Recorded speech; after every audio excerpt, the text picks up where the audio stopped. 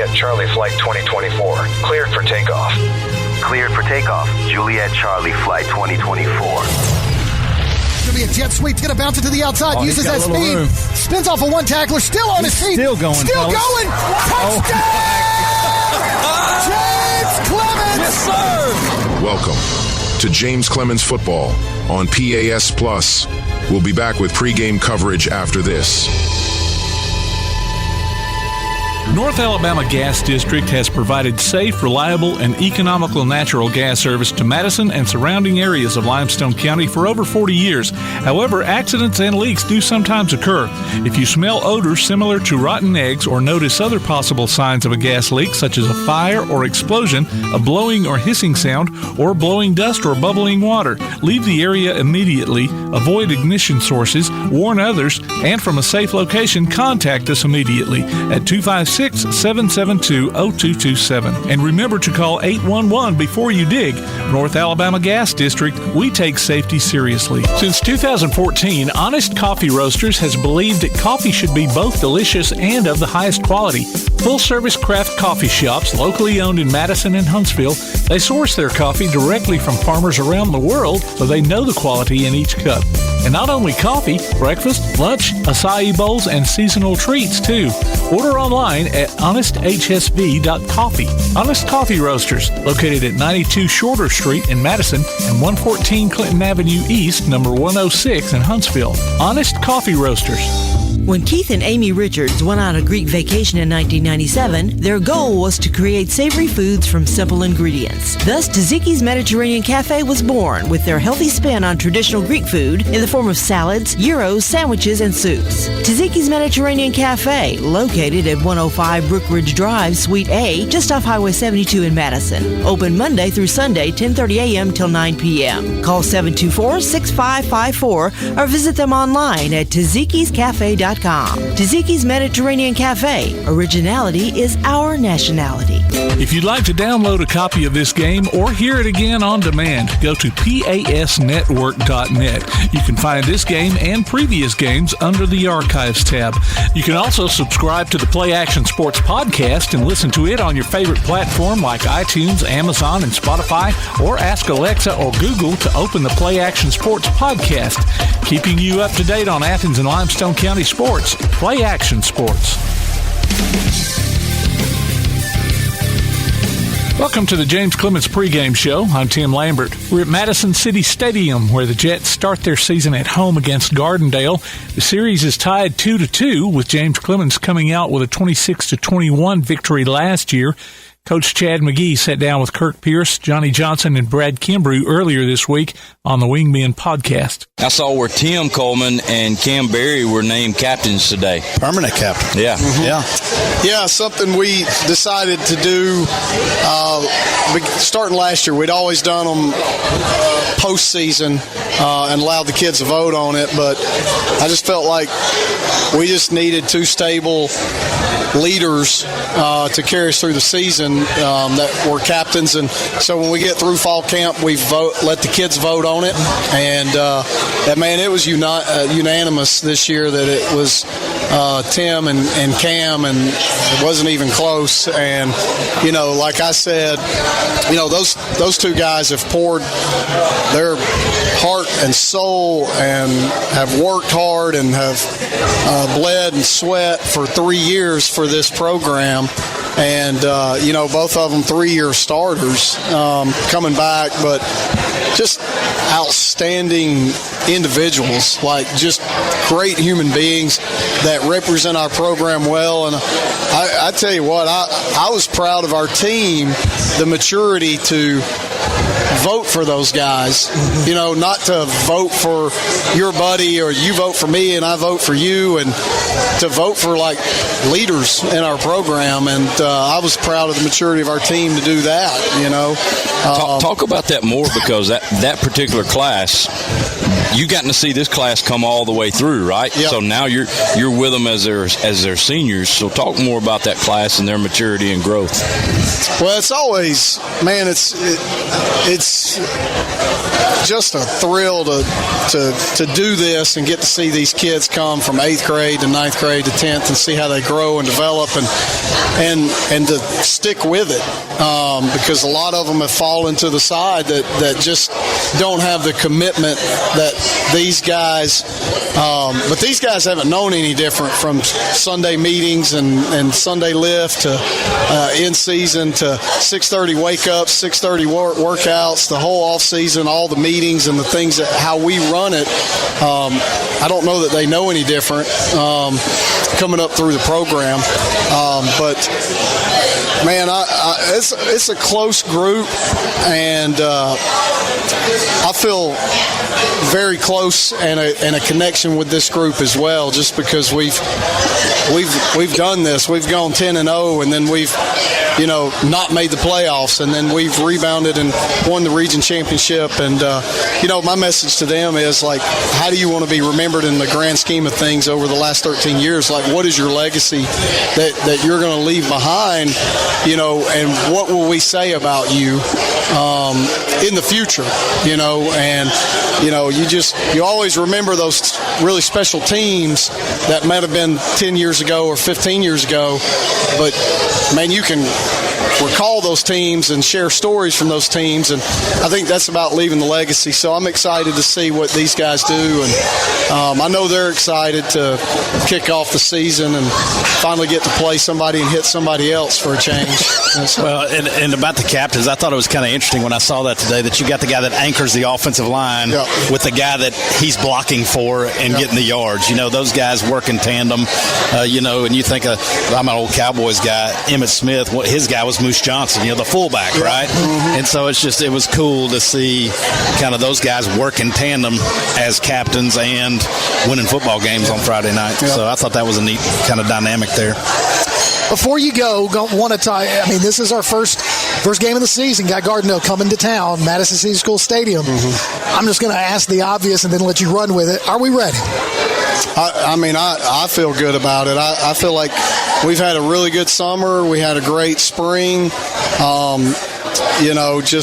We bring a lot of experience back, and a lot of guys have played a lot of football. So 100% we're as ready to kick off tomorrow as we're going to be. So we just gotta make sure that we can get up and focus a couple more days and through practice. Sure. And, just clean some small things up, and we're healthy. So that's a positive. So 100% healthy across the board.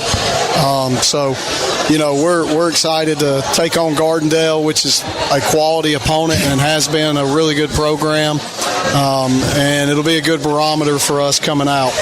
I know without giving too much away, obviously, but what can the fans expect from this JC team? What are we looking for? What kind of strengths, the things you're going to hang your hat on, those kinds of things?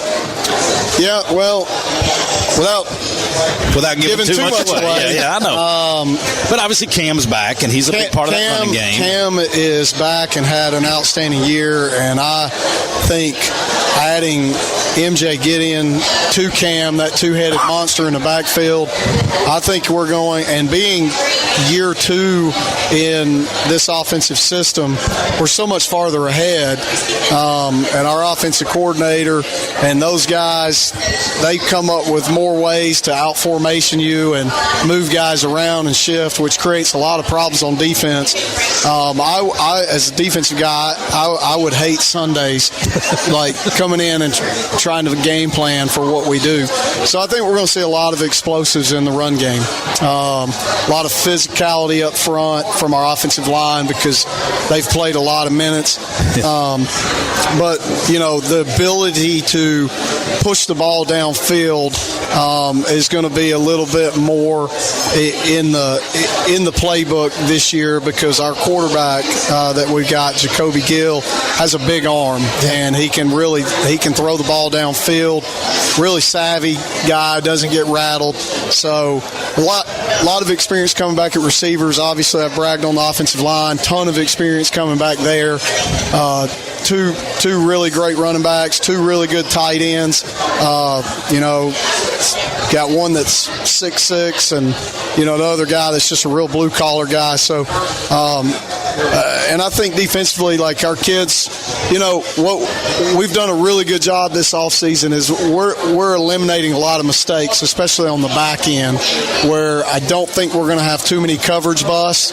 And there's always that line between being multiple but being simplistic. Yeah. And you can be multiple, but your kids are really confused, and then you're giving up explosive plays over the top because you're busting coverages. But we've done a really good job on the back end of controlling the deep ball so far. I think we're going to be a little bit more attack-oriented on defense, trying to dictate some things and try to get some tackles for loss and get them behind the chains. Sure. Structurally, we've changed some things, and we can talk about that in weeks to come. But I think our kids are going to play extremely hard on both sides of the ball. I think it's going to be a fun group. Hey, and special teams, we can't leave that out because we have worked really, really hard of creating a culture of special teams and fundamentals on special teams, and I think we're going to be really explosive on special teams as well. Well, I mean, guys like Ty Doty have showed that capability in the past couple of years, and I mean, you hit it, Coach. We couldn't be more excited, and I'm glad you're excited. It's been a fun group to watch the past few years, so I'm looking forward to what the season holds. Well, Coach, we appreciate you coming out. I know that this is, as the season progresses, we're not going to see you as much. And thank you for doing what you do. Well, thank y'all for doing this. This is fantastic for our community and our program and what it brings for our school. That was James Clemens coach Chad McGee talking with Kirk Pierce, Johnny Johnson, and Brad Kimbrough back on Tuesday. We'll be back with more of the James Clemens pregame show after this. Mellow, a state of mind, a culture, a way of being, and the philosophy behind Mellow Mushroom Pizza Bakers. Since 1974, their mission has been to provide delicious food in a fun and creative environment. The originators of hand-tossed, stone-baked classic Southern pizza, Mellow Mushroom makes their pies with high-quality, fresh ingredients to elevate the dining experience. So mellow out at Mellow Mushroom, a higher order of pizza in Huntsville at 470 Providence, Maine, and 2230 Cecil Ashburn in Jones Valley.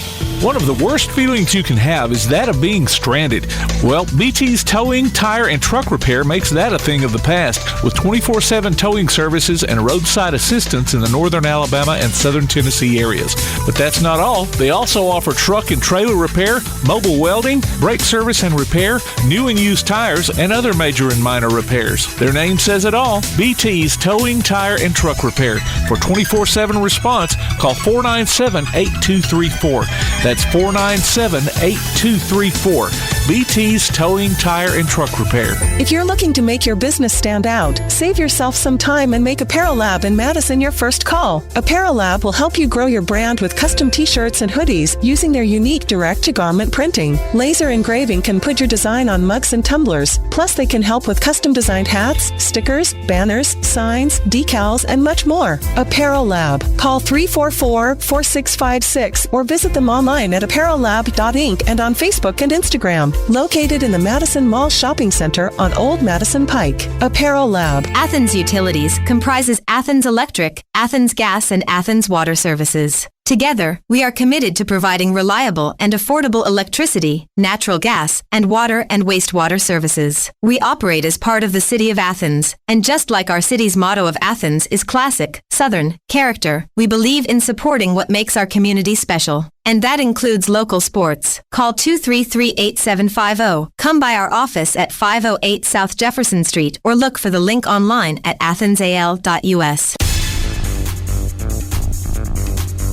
I'm Kirk Pierce, right here bringing you tonight's play-by-play action and my color commentators, as they have been for the past couple of years. For year 3, here in the broadcast booth, coaches Jimmy Johnson.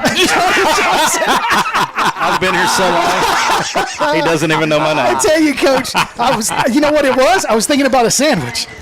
Jimmy John. I didn't know if you were thinking about the Cowboys or NASCAR or What? That's awesome. Johnny Johnson and Brad Kimbrough. Guys, it's been a while. We do get to spend some time on Tuesday nights on the Wingman podcast, but this is our first broadcast, and we haven't done this in a year, and it feels good. Now, Coach Johnson, Yes, Johnny, sir. we've got a lot of familiar faces on the offensive side for James Clemens. We talked to Coach McGee earlier this week on the podcast, and he's really excited about this group that we've got on the offensive side. Yeah, and we've watched this same group, the core of this same group, for 3 years now. A lot of them got in the game as sophomores 2 years ago, especially that offensive line. It seems like those guys, those names like Micah Douglas and Tim Coleman and Ryan Bland, Derek Thomas, we've been calling those same names for 3 years. This will be the third year. And so that obviously gives them some promise, with Cam Berry in the backfield and adding MJ Gideon, a good young running back that's exciting. Got some receivers in Ty Doty, who is a playmaker, big-time playmaker. A.J. Little, who's a senior now and really athletic and can make some plays as well. The big difference will be Jacoby Gill at quarterback. Have a new quarterback this year and see how he settles in. You got Coach Truitt in second year of his offense. So we should be more settled into what we're calling, how the offense runs. But you do have a new signal caller who can really spin the the football. See? He can really. It's the first game jitters, man. It's first game jitters. So really, really excited about what this offense is going to be able to do because they are such a veteran-heavy group. The difference on the defensive side is there's a ton of new faces. You talked about all the names we've been calling out for 2 years because they've gotten that time as sophomores. There's a lot of names we've been calling that we won't anymore. That's right. I mean, that whole defensive front. You talk about Jalen Brown and Nate Jennings and Big Papa Poe. All of those guys are gone now. And then Mark Woods, a guy whose name we called over and over and over and over every single week. Did we call his name? Not here anymore. You're going to miss those yellow gloves, and you're going to miss. That's right. You're going to miss calling his name out, and the guy that was running all over the field. So, and they're not the only ones, but we're very different personnel-wise on the defensive side of the ball. And we talked to Coach McGee 2 weeks in a row now on the podcast, and I'm telling you, I said this when we went off the air. He is definitely hinting that we're going to see a different defensive scheme. Absolutely. And they're going to have a different defensive approach. And I'm sure that's based on the fact that you're going to have a lot of new personnel, probably smaller guys, but flying around the field trying to make things happen, more of a big play look defense than what we've seen in the past. Well, and the comment he made to us is just how cerebral they are. Yes. That they know where to be, they go to the right places, and that, as we talked about on the Wingman podcast, makes up for maybe sometimes a lack of size or a lack of athleticism. But if you play assignment football, you can stop offenses. Oh, no question. When you have those kids, especially in the secondary, that are smart enough, he talked about that too, no busted coverage. He felt like they were really, really, really comfortable in the secondary, and he didn't count on any busted coverages. Well, when that's the case, man, those front seven, they can fly around and make things happen, and you can get after the quarterback. So, I mean, I'm looking forward to it, and I don't want to give anything away, but before I forget it, get ready for the first play on offense. Uh-oh. Come on now. I don't want to give too much away. Now, but be ready. We don't want to be talking in the midst of it. Basically, I'm asking y'all to remind me not to distract anything. But our first offensive play going to be a doozy. Well, and that's the thing about Coach Truitt. He's the master of motions, right? Yeah. And he's going to come out with all kind of different formations and schemes. There's a couple different ones I've seen on Huddle that looks like Canadian League football guys moving all over the place. And again, being in year two, he can tag off a lot of the basic stuff and add on. And it'll be interesting to see what all he dials up over the course of the year. May not see it all tonight, obviously. Game one, non-region, don't want to show everything, but it's going to be a fun to watch this offense. So out there at the 50-yard line right now, we got the 2024 Blue Angels, not the ones that fly over, but the dance team out there performing for their first time here this season. They do fly. They flip and do all kinds of things. And they do some crazy things, yeah. But make sure that you stick around throughout the game. We're going to be bringing you the North Alabama Gas District scoreboard, which serves Madison, Muscle Shoals, and Town Creek. Always call 811 before you dig. So we'll keep you updated on scores through around the area, especially in the North Alabama area, for those of you that are interested. Hey, listen, we're about a little over 6 minutes away from kickoff. We're going to take a quick break. When we come back, we'll have kickoff and a whole lot more. You're listening to James Clemens High School Football on PAS Plus. North Alabama Gas District has provided safe, reliable, and economical natural gas service to Madison and surrounding areas of Limestone County for over 40 years. However, accidents and leaks do sometimes occur. If you smell odors similar to rotten eggs or notice other possible signs of a gas leak, such as a fire or explosion, a blowing or hissing sound, or blowing dust or bubbling water, leave the area immediately, avoid ignition sources, warn others, and from a safe location, contact us immediately at 256-772-0227. And remember to call 811 before you dig. North Alabama Gas District, we take safety seriously. Mellow, a state of mind, a culture, a way of being, and the philosophy behind Mellow Mushroom Pizza Bakers. Since 1974, their mission has been to provide delicious food in a fun and creative environment. The originators of hand-tossed, stone-baked classic Southern pizza, Mellow Mushroom makes their pies with high-quality, fresh ingredients to elevate the dining experience. So mellow out at Mellow Mushroom, a higher order of pizza in Huntsville at 470 Providence, Maine, and 2230 Cecil Ashburn in Jones Valley. One of the worst feelings you can have is that of being stranded. Well, BT's Towing, Tire, and Truck Repair makes that a thing of the past, with 24/7 towing services and roadside assistance in the northern Alabama and southern Tennessee areas. But that's not all. They also offer truck and trailer repair, mobile welding, brake service and repair, new and used tires, and other major and minor repairs. Their name says it all, BT's Towing, Tire, and Truck Repair. For 24/7 response, call 497-8234. That's 497-8234. BT's Towing, Tire, and Truck Repair. If you're looking to make your business stand out, save yourself some time and make Apparel Lab in Madison your first call. Apparel Lab will help you grow your brand with custom t-shirts and hoodies using their unique direct-to-garment printing. Laser engraving can put your design on mugs and tumblers. Plus, they can help with custom-designed hats, stickers, banners, signs, decals, and much more. Apparel Lab. Call 344-4656 or visit them online at apparellab.inc and on Facebook and Instagram. Located in the Madison Mall Shopping Center on Old Madison Pike. Apparel Lab. I got nothing. Welcome back to James Clemens Football right here on PAS Plus. Kurt Pierce, Johnny Johnson, Brad Kimbrough in the press box. Bringing you tonight's action. Tim Lambert, our producer extraordinaire, keeping us straight and headsets and sound and everything looking good. Right now, the James Clemens Marching Band heading out to the field to bring tonight's national anthem. We're just a little over 3 minutes away from kickoff. We're going to have a coin toss here shortly, and we're going to introduce something to you with our captains, which I think is pretty unique. So your Gardendale captains are going to be Morgan Harris, Marcus Hines, number 99, and number 71, Rhett Fitzpatrick, and number 22, Kamari Todd. Now, your James Clemens captains, we're going to start with number 31. That is going to be Jaden Young. Number 4, DeJuan Davis Jr. And then your permanent captains voted on by the team, guys. Permanent captains, number 50, the center, Tim Coleman, and 0, Cam Berry, the running back. Guys, that's a big honor to be labeled permanent captains. Yeah, and it was voted on by their teammates after fall camp and all summer, just guys that have kind of anchored this team over the last couple of years and done things the right way, worked really hard, and guys they know they can count on. So named permanent captains, and then today along with DJ Davis, who we've called his name quite a few times over the last couple of years, and 31 out there, Jaden Young's one there. They're really excited about him. He has become really explosive as he's gotten more physical in his as he's grown and worked, and he's one of those new names on defense we're going to hear a lot from, I think. So we're looking at the officials getting ready to do the coin toss, kind of going through the preliminary stuff, but this is a big deal. Looks like Gardendale did win the toss, and they deferred to the second half. So they declined. So, no, check that. No, JC declined. JC declined. It was hard to see. I didn't see he tapped him on our shoulder. Okay, I got it.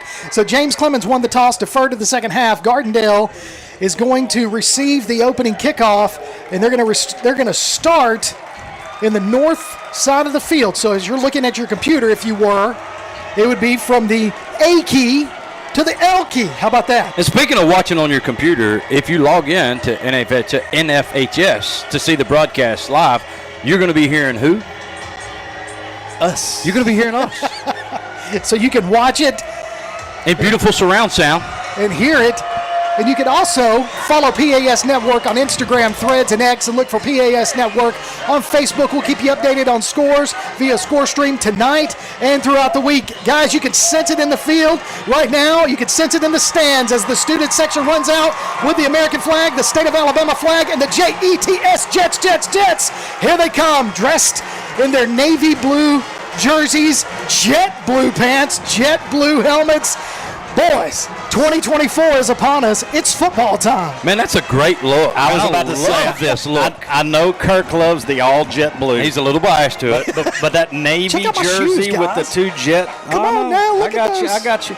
Mine are dirty from cooking burgers and dogs earlier. Same. We smell so bad, by the way. We had smell like a faculty cookout. And, we did a little cooking earlier, and we smell like smoke. That's the plan of our fearless leader, Dr. Kerry Donaldson, and the plan carried out by Assistant Principal Jennifer Flanagan, and Coach Johnson and I got the great honor of cooking, and we smell it too. Yeah. Anthony Ortiz he handles pretty much all the kicking duties, if not all of them. I don't believe we have another punter either. So he handles all of the kicking duties. He is a senior, and he handled all the kicking duties last year as a junior. So his senior year, we're getting ready for kickoff now. Back deep to receive for Gardendale. Number 12, that is Aiden Cups, and number 22, the captain, Kamari Todd. You can kind of think those guys got some nerves? There's a whole lot. There is a whole lot of nerves. Man, what a big senior class, expecting a lot from this group, and it's going to be a fun year. You talked about how experienced they are now, and Coach McGee alluded to it the other night, just how experienced they are. These guys have been waiting for the senior year together. Here comes Ortiz, ready to address the football, and he does. High kick towards the end zone, and it's going to bounce, touchback, into the end zone. Almost went into the tuba. It almost did. It almost did. And that's something, talking about this team growing. He's a guy that's kicked for a couple of years for us, and he's gotten more physical with the leg. Definitely when he stronger. first started, he'd have never got that in the end zone, and you can see right away he's put the work in and gotten a little more physical when it comes to kicking. Yeah, I thought we were going to pull a penalty on that. Did you see that on the initial kickoff? I did not. Oh, man, we timed it immaculately. With two guys down here on the front then. So here come the 6A Gardendale Rockets. They are a power in 6A coming up here, and Coach McGee wanted this test to start us off in this 2024 season. Yeah, we're going to find out in a hurry about the defense, aren't we? Man in motion. Well, I like going to be a fake handoff. It's going to be the quarterback's going to keep it himself, trying to find some room, and he doesn't get very far, maybe about 3 yards. They're going to give him 4 on the play. So it'll be 2nd and 6. Right on from cue. about the 25. Did you see Jaden Young go across the field right there? It's going to be a blitz up the middle, and they're going to wrap that running back up, meet him in the backfield. He fights forward for 2 more yards, so it'll be 3rd and about 4. Big first down. They're going no huddle, guys. Yeah, I was looking at my roster after the first play, and the second play already ran. We missed it. So Gardendale going to be a quarterback keeper around the right side. Number 7, that's the quarterback. He's going to be hit in the backfield. He's going to be brought down short of the first down, tackled out of bounds. Brings up 4th down and short.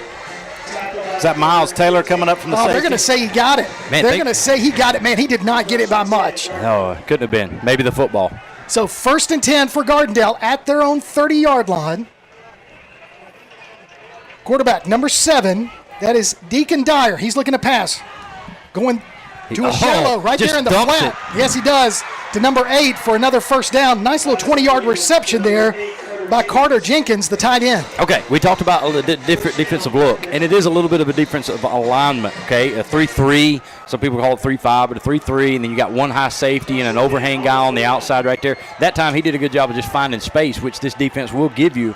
He did a good job of just finding space and dumping it. So he's going to keep it himself. Calls his own number. He's hitting the backfield by number 5 for James Clemens.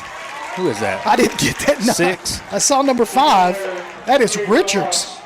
Well, so Richards comes in from the free 5, safety and then spot. Dowdell 6. He was one of the returners on defense. He came up and smoked him to finish the job. So that's a no gain on the play. 2nd and 10 from the 49-yard line of Gardendale. Dropping back to pass. Rush is on. He's going to be hit, knocked down. Ball is short. So incomplete. That was a nice little rush up the middle. Yeah, and that's what you want to do out of this defense is try to put pressure on the quarterback. Don't ever let him get comfortable. Well, and it's a new starter at quarterback. their returning quarterback left and went to Hoover. So, new starter. He had a little jab right there. Twist that knife for him. Yeah. New starter, and you put a little pressure on him and see what he's going to do. Yeah, I mean, the kid looks athletic. He looks like he can move, and he's throwing it decently. So that was Ezel coming in there from the nose guard position, putting the pressure on the quarterback, looking to throw, dumps it off again. Close to the first down marker. Yep, he got it by a yard. So 11-yard reception for another Gardendale first down to about the 40-yard line of James Clemens. But that's twice that they've kind of run two receivers in the same zone and forced that overhang guy or that short corner to pick either low or high, right? So they just kind of low high him and then throw it to the open man. Tell you what, I like those rows come up there and laid a stick on him. I like to see those. So handoff to the running back, number 2. He's got himself a hole on the outside. He's going to try to spin move, picks up another first down. 15-yard carry there by number 2 for the Rockets, Joshua Malone. Yeah, it was hard to tell if that were coming on a blitz and we just lost contain, or if the outside guy just got wrong-shouldered that. But we definitely created a big crease. So hurry-up offense, sling pass out to the flat.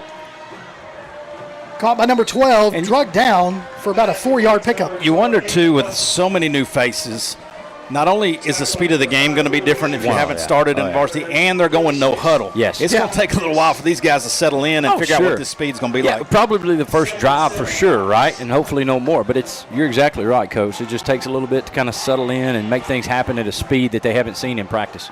2 backs on either side of the quarterback. He's dropping back to pass. Throws it over to the middle to the tight end. Number 8 picks up another first down.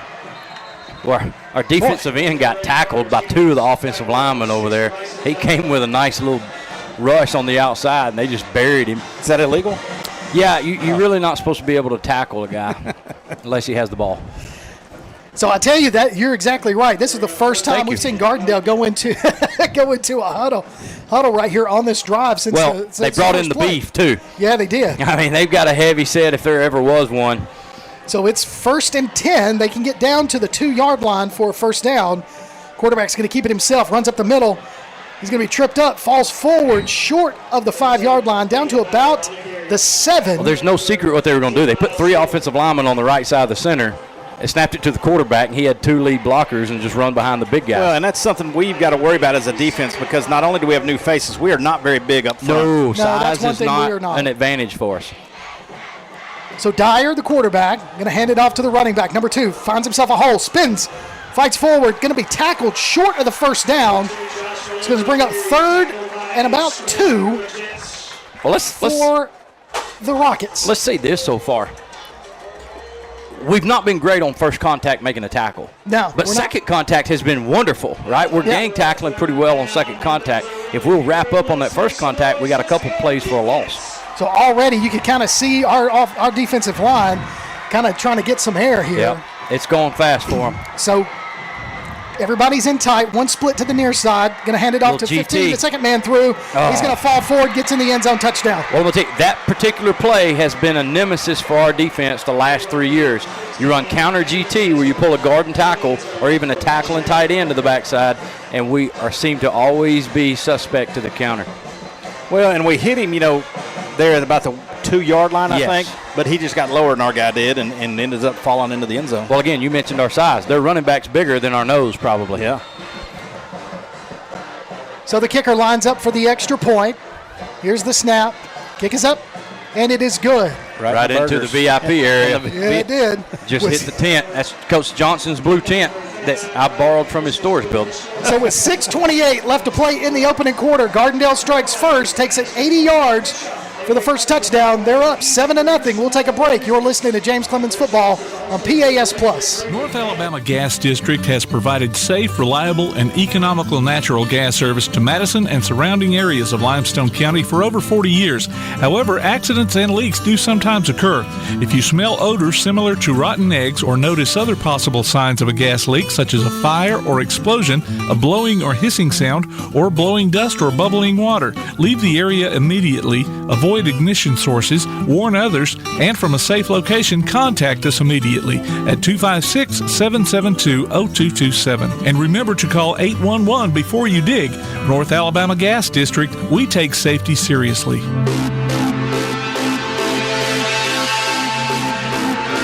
Welcome back to James Clemens Football on PAS+. as we get ready for the kickoff with 6:28 left in the opening quarter. Gardendale scores to open it up. So I'm not sure what we've got going on. I don't know, Coach. Looks like Coach Evans and Coach McGee are calling in the return team. They're going to go ahead and take a heat timeout? I are we don't at know. that point already?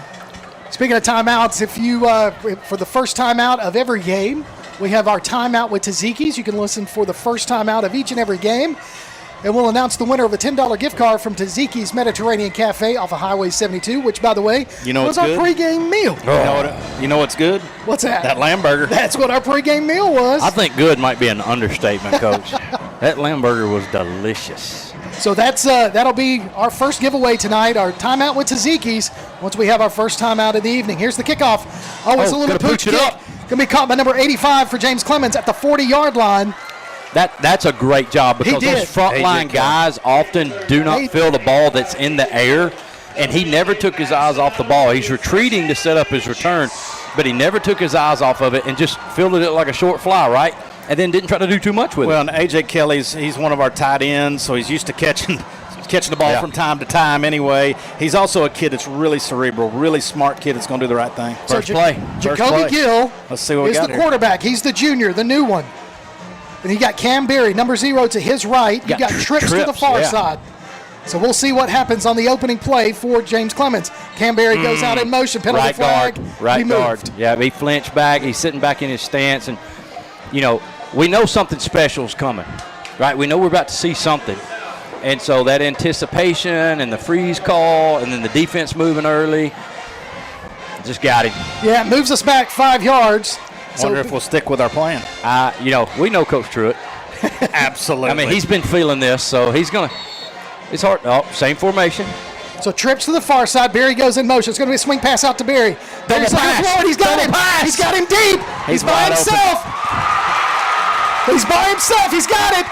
Down, tackled short of the 10-yard line. Beautiful double pass there to A.J. Little from Cam Berry. Open and play. Good call, Coach. It took Ty Doty just a minute to get under control to get that throw off, and a little underthrown. Obviously, he's not a quarterback. It wasn't Doty. But it wasn't Doty. That was the running back. It's Cam Berry. Cam Berry. I'm sorry, Cam Berry. But if he could have set his feet, because he could have set his feet and threw that ball, is what Coach Johnson said. There wasn't 20 yards. Nobody within 20 yards of A.J. Props Little. to the defensive back for hawking him down. Now Barry goes in motion. Jacoby Gill looking to throw. It's going to be another penalty. That's going to be a penalty get another one. So we got a penalty pre-snap. False start. And then the defense comes in there and gives Gill a little love tap. Little how you doing? Little how you doing? But I tell you what, Gill is not a small quarterback. No, he's not. He is not. He kind of reminds me, and I said this during the spring. Easy now, don't hype him up too much. I'm just saying, as far as his build and the way he's maneuvered in the spring. Yeah.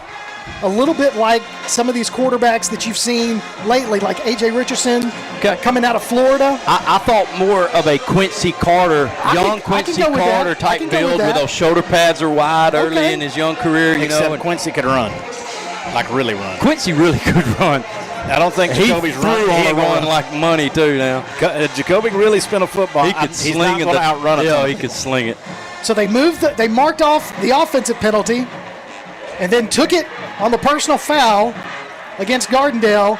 Now we're almost back where we started. We are close to back where we started. So it'll be first down. No, we've actually picked up 4 yards. We picked up 4 yards. First and 6. Well, should pick up 5 yards technically. Yeah. Right. So here we go. Depends on True. First and 6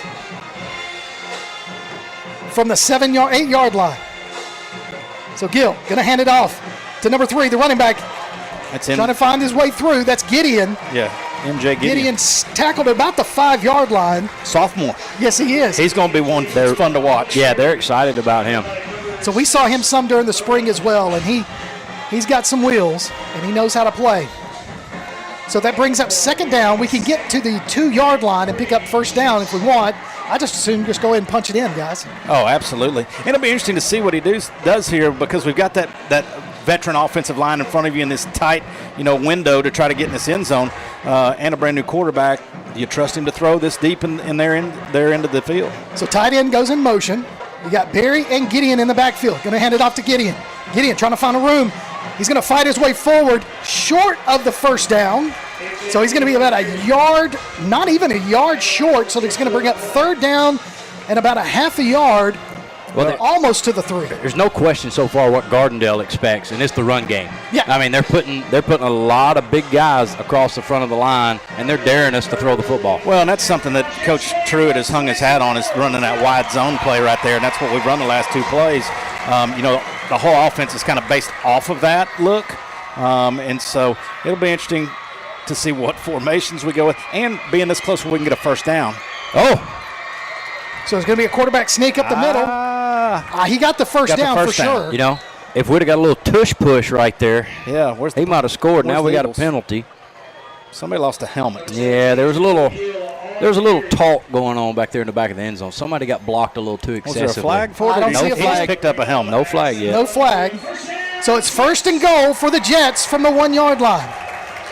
With 4:05 left remaining in this opening quarter, Gardendale with a touchdown lead so far. It took it 80 yards to open us up. Gideon in the backfield by himself. Going to be a pitch to Gideon. Gideon's going to find his way in. Touchdown, James Clemens. You know, that offensive line getting after people. Absolutely. They're getting after people right now, and they feel more confident than we've ever seen them, play. They're aggressive up front, and I like that. Well, we just talked about A.J. Kelly and what a job he did catching that little pooch kick.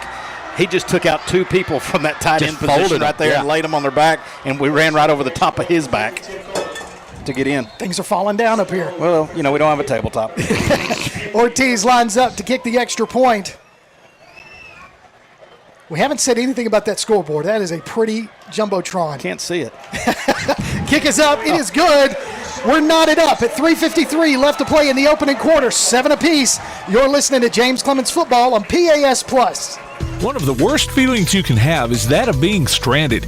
Well, BT's Towing, Tire, and Truck Repair makes that a thing of the past with 24/7 towing services and roadside assistance in the northern Alabama and southern Tennessee areas.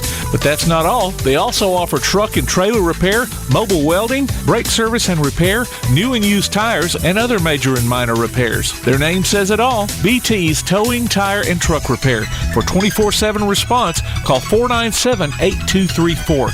That's 497-8234. BT's Towing, Tire, and Truck Repair. Welcome back to James Clemens Football on PAS+. Make sure you listen for the in-flight movie quote during our James Clemens coverage tonight. We'll sneak in a movie quote at some point as part of our play-by-play commentary.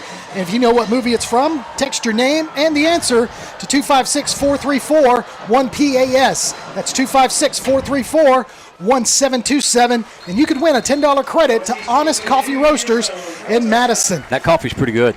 Yes, it is. Now Ortiz kickoff went to the end zone again, so a touchback. So Gardendale will be 1st and 10 from their own 20 again. Well, that's a handy weapon if he can do that all year. Yeah. But yeah, talking about that coffee, that's good stuff. It's good stuff. I'd love a cup of coffee right now. I finally quit sweating. I have not. You decided to put pants on. Well, I came in my school clothes and, I came in my hamburger juice and smoke. So both teams were able to get down the field relatively fast. James Clemens, it took them just a little over 3 minutes to get their touchdown. So a pitch out to number 2, tries to find some room, cuts up, penalty flag on the play. We're going to have a holding for sure. So the running back for Gardendale, number 2, Joshua Malone, he picked up 5 on the play, but it's going to be a holding. That one's coming back. So Gardendale's got a penalty there. Moving them back. Back up, Terry. And now, when are we going to hear that? We should. We should hear that. He may have new stuff this year. Who knows? You never know. It's got a new scoreboard to play with. There it is. There it is. Ask and ye shall receive. So that's going to move them back all the way to the 10-yard line. So it'll be 1st and 20 for the Rockets from their side of the field. James Clemens showing blitz, man in motion. It's going to be a handoff. Jet sweep going to be brought in the backfield. Ball's on the ground. And Gardendale barely jumped on that one. I can't tell if that was Tanky Zell that caused that problem right there or somebody else, but somebody was in the backfield in a hurry and ended up with the ball on the ground. When you start moving those guys in that 3-3 look, if you start slanting that defensive line, you start sending linebackers in different gaps, you can create those big plays. Well, we're getting good penetration from the defensive line. So handoff up the middle, trying to find some room. See, again, the defensive line does their job. Number 31 for you for James Clemens. Well, that's kind of the key. Young. When you have an undersized defensive line, this is a great scheme because now you're slanting them one way or the other all the time. And it's hard for a 5-man front when you just have 3 down linemen. Yeah. Your rules start to change a little bit, and you know you've got linebackers coming to fill those gaps. So it is 3rd and forever right now for the Rockets. So we'll see what they do. Shotgun, pitch, fake pitch to the far side. Quarterback's going to keep it himself. Go to the far side. Shakes one tackler. Shakes another one. Good job. It's going to be tackled out of bounds short of the original line of scrimmage by about 2 yards. Brings up 4th down. Yeah, and go ahead. Go ahead, Coach. I was just going to say, this is what Coach McGee talked about both times we had him on the air with the wingmen, was trying to keep them behind the chains. Get them stopped early in the drive and have them in 3rd and long, now 4th and long, and get our defense off the field. Yeah, that's what I was going to say. It's the biggest play they had that drive. But it doesn't matter because you had 2 plays for a loss, right? That's right. So, I mean, you can give up that play, and the defensive pursuit's been really strong. So back deep to receive, Mr. Electric himself, Ty Doty, standing at about his 44-yard line. We'll see what happens here. The senior. They're letting that clock run. Yeah, they are. What a slow Down to 2 snap. minutes. That's going to be a short punt. Get out of the way. Get out of the way. And that's going to take Ty thought about it. He did. He thought about it. Taking one more big hop. Yeah, I agree. And that's one thing I do worry about with Ty. You know, he stayed injured or in therapy, really, not injured, but he stayed in rehab for months in the offseason. And you know how electric this guy can be offensively and on special teams. And I kind of hope that we kind of have Ty on a pitch count, so to speak, offensively early on in the season anyway, because Ty's a big playmaker. Think about our offense last year. It was kind of 3 big plays from 11 was our offense, right? We run the ball, we pound you, and then Ty makes plays. So why he's still not in game shape,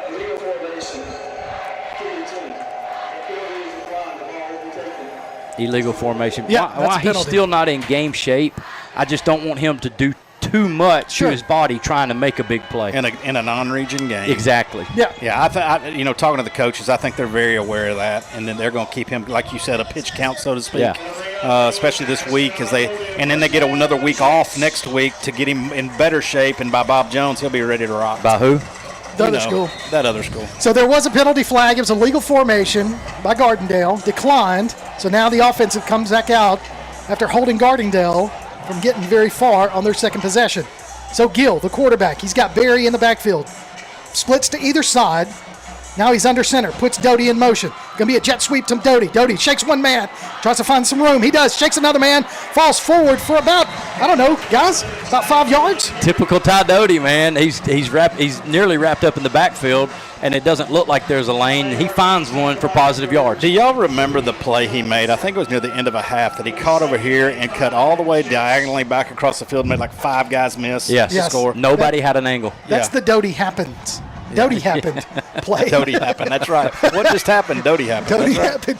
Gill, pistol formation. He's got Barry behind him, trips to the near side. It's going to be a handoff to Barry. Barry finds himself a hole, busts through, puts his shoulder down, runs over a tackler. Beautiful first down run there into Rockets territory.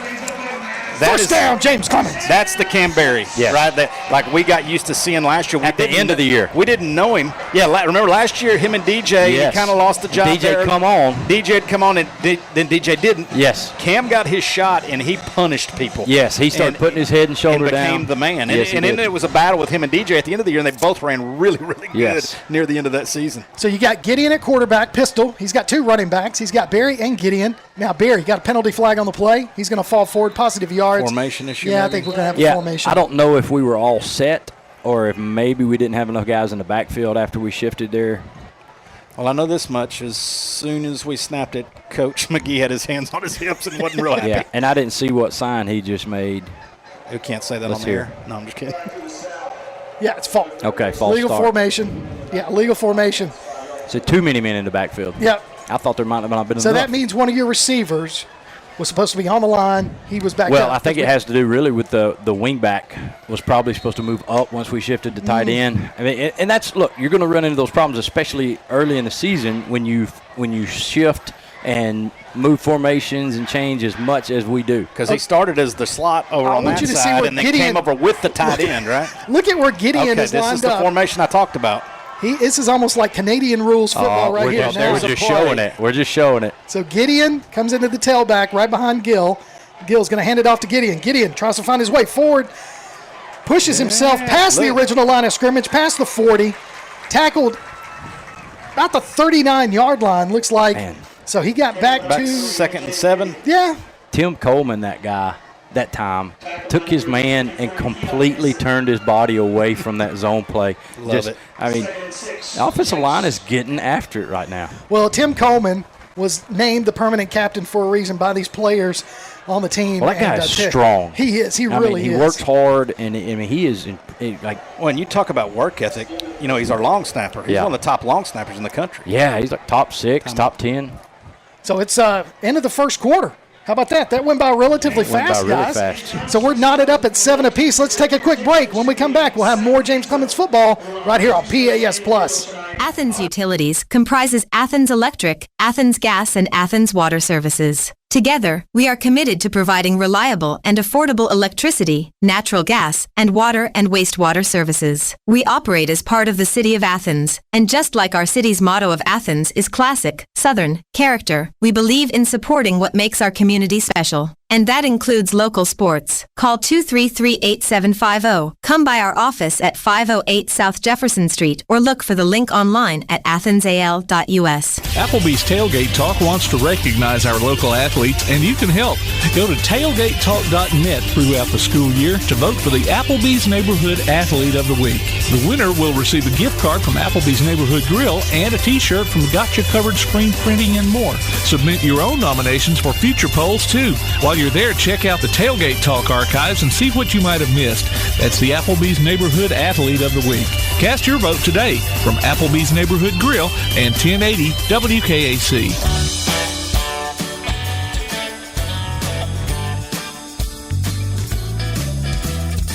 We're back here in the second quarter, and we got to see Gill's arm. We missed that opening play of the second quarter. We had to do a little change up here with some of the equipment, but I tell you what, Gill had Doty open covered. He was covered. But that ball just fell right in there. Well, and just the height of that ball. Yeah. Throw it from the 38? Yeah. That high. He was at about the 44, yeah. So I formation, going to give it to Gideon around the far side. Gideon's going to pick up just a couple of yards on the play. He's going to be stopped short, so it'll be 4th down for James Clemens. We'll see what we do. Ortiz is coming in. Going to be punt. Now, I tell you what, with that pass, they've been playing up close trying to stop that run. Yeah. On that pass right there, you might, if you're in secondary going, okay, well, need to back off. They have been playing up, but I'm going to tell you somebody they're not letting get open. It's Doty. Number 11, Ty Doty. Well, and why would you, right? No. You know coming in, that's the guy. That would be terrible coaching. Until one of the other guys proves that he's going to give him some support, from a skill position like A.J. Little or even Achenbach coming out of that tight end. Yeah, something. 6'7" or whatever he is as a tight end. Doty's going to be the guy they look at. It's going to be a short punt right here. So Ortiz standing on timeout. His 47. And what do we got here? Is Coach McGee thinking about this or delay of game? So delay a game. Smart move. No big deal. Yeah, no, that's a smart move actually. Try to trap him just a little deep. Try to draw them guys off and get a cheap first down, and if it doesn't work, delay a game's not going to hurt you right here to back up 5 and then still punt it. It'd be nice if we could pin these guys down inside the 10. So back deep to receive for the Rockets is number 12, Cups. And he's standing on the 10. So Ortiz takes a snap. See what happens here. Kicks it over to the side. He's going to do a pretty decent job of getting that ball up in the air. Oh, and it's going to take a Gardendale bounce. We're going to have to receive it right there at the 32-yard about a 7-yard punt. So we netted about 6 yards, yeah. Maybe 7. I see what he was trying to do. He was trying to kick it over here towards us in this corner end zone. Oh, yeah. He didn't get it good. If you can coffin corner that, and he wanted to get more height on it. He got more height than I think that he wanted. But, all in all, yeah, you're probably looking at that going, dang, we should have went for it. Yeah. We wouldn't be hurt. So here come the Rockets for their 3rd possession of the night. 10-12 left to play in this opening half. Knotted up at 7 apiece as the quarterback. Deacon Shotgun puts a man in motion. One split, two splits to the far side, looking to pass. Looking to get rid of it. Got good pressure Yeah, on lots him. of He good just throws off his right back there. foot and throws it out of bounds, out of play. Yeah. It's a smart play by the quarterback there. That pressure, you got two guys coming off the outside, and he didn't have anywhere to go with that. So Deacon Dyer, incomplete pass by him, brings up 2nd and 10. Gardendale is at their own 32. You know, we talked about this game has been a really, really good test for us the last 2 years. And right now we're shaping up to have another good game with Gardendale. So two splits to the far side, man in motion coming close to us. It's going to be a handoff. It's a little read option play. Job right there. Yeah. He's going to get about 2 yards on the play. 5. That's William Richards, cornerback blitz right there. And he did. I tell you, the quarterback had the read option, picked him up, and he still followed the running back and made the tackle. He did what you're supposed to do. He rounded that thing off, and he tucked right into the hip bone of the lead blocker and makes that play. When he timed it up so well where he didn't have to slow down when the ball was snapped. Great point. So 3rd and 8 for Gardendale. Here we go, fellas. Puts a man in motion. It's going to be a little swing pass. Nope. Now we got looks like a false start. Took a minute to get that flag out there. Yeah, it did. Well, it's going to take that guy a minute to do anything. Prior to the snap, false start for Gardendale. That's going to move them back some more. So it'll be a 3rd and long for the Rockets. And the defense Back up, Terry. slowly getting into that swarming jet D. Dog fighting D. Dog fighting D. I tell you, man. I tell you what, they have been dog fighting Tonight, they really And have. here we are again, 3rd and long. Yeah. Yes. Right? That's what exactly where you want those guys to be. So just got to watch that dump pass. Got extra good penetration pressure. again. Quarterback's going to throw off his back foot. He's got the man. I can't play. He's going to. Bless his heart. He comes up just a little bit to go play the man, whereas if he'd have sat back to play the ball, this coming right to him. Well, but it's dangerous because that ball kind of carried over the receiver too, and you're afraid he's going to catch it right in front of you for the first down. Agree. It's a tough play. But free safety Miles Taylor back there playing that role really well there. Yeah. We have the advantage of seeing a different perspective up here. Yes, we do. And not playing it in real time. Yeah, he can't let that guy catch that ball, and then when it carries him, he's trying to make a one-handed grab and almost pulled it off. He did. He really did. So Doty standing at his own 40-yard line to receive the punt. Guys. Kick is up, and this is returnable. He's going to take it wide. Shakes one man. Uh-oh. Got to find another Here guy. we go. Uh-oh. Here we go. He's trapped. Trying to No, find he's someone. not. Now he's got No, he's not. Out to the 30. Oh, May got a hold. Penalty flag on the play. Doty ran about 50 yards for about. I was hoping he'd cut it inside one more time. You know what? 20 of those yards were in the same 10 feet. Yes, it was. Guys, as slow as that snap is from the long snapper to the punter, there's going to be an opportunity. You've got to go after one if the opportunity is there. If nothing else, to work on it for later games. But it is just a slow snap. So holding on, James Clemens going to move them back past the 30-yard line, which is where Doty went down. Well, that's what's tough when Doty is like that and he stays on his feet for so long, trying to hold blocks and then changing directions. It's almost impossible not to find a hold somewhere. Well, and the other thing, guys, I played with a Lanier Cheatham coming up our whole youth. A Lanier Cheatham? Lanier Cheatham. Oh. His brother played in the pros. Lanier was in the top 5 of high school athletes I ever saw. But you couldn't block for him on kickoff return because you didn't know what he was going to do. In which direction? Yeah, you did not know what he was going to do. Sometimes I tackled him. So Gill's under center. Now he's going to move into the pistol. He's got Barry behind him, puts a man in motion, splits to either side. Here's the snap. Handoff to Barry. Barry trying to take it around the far side. Picks up a hard 2 yards, guys. That was a slow developing play. And I think something you're going to see from this offense as opposed to a couple years ago, it's going to take more time. I think the calls in are a lot longer as far as formations and who's doing what. There's a lot of motions. You saw A.J. Kelly start in the backfield, come to the slot position, that wing or slot, what we used to call slot back, and then he motioned to the other side. Like, all that takes time. And so there's not going to be that fast, up-paced NASCAR type deal. Now, I'm sure they have a package for that. Sure. But this stuff takes time. So Gill, shotgun, puts a man in motion. That's Doty. He's got Barry to his right, 2 splits to the near side.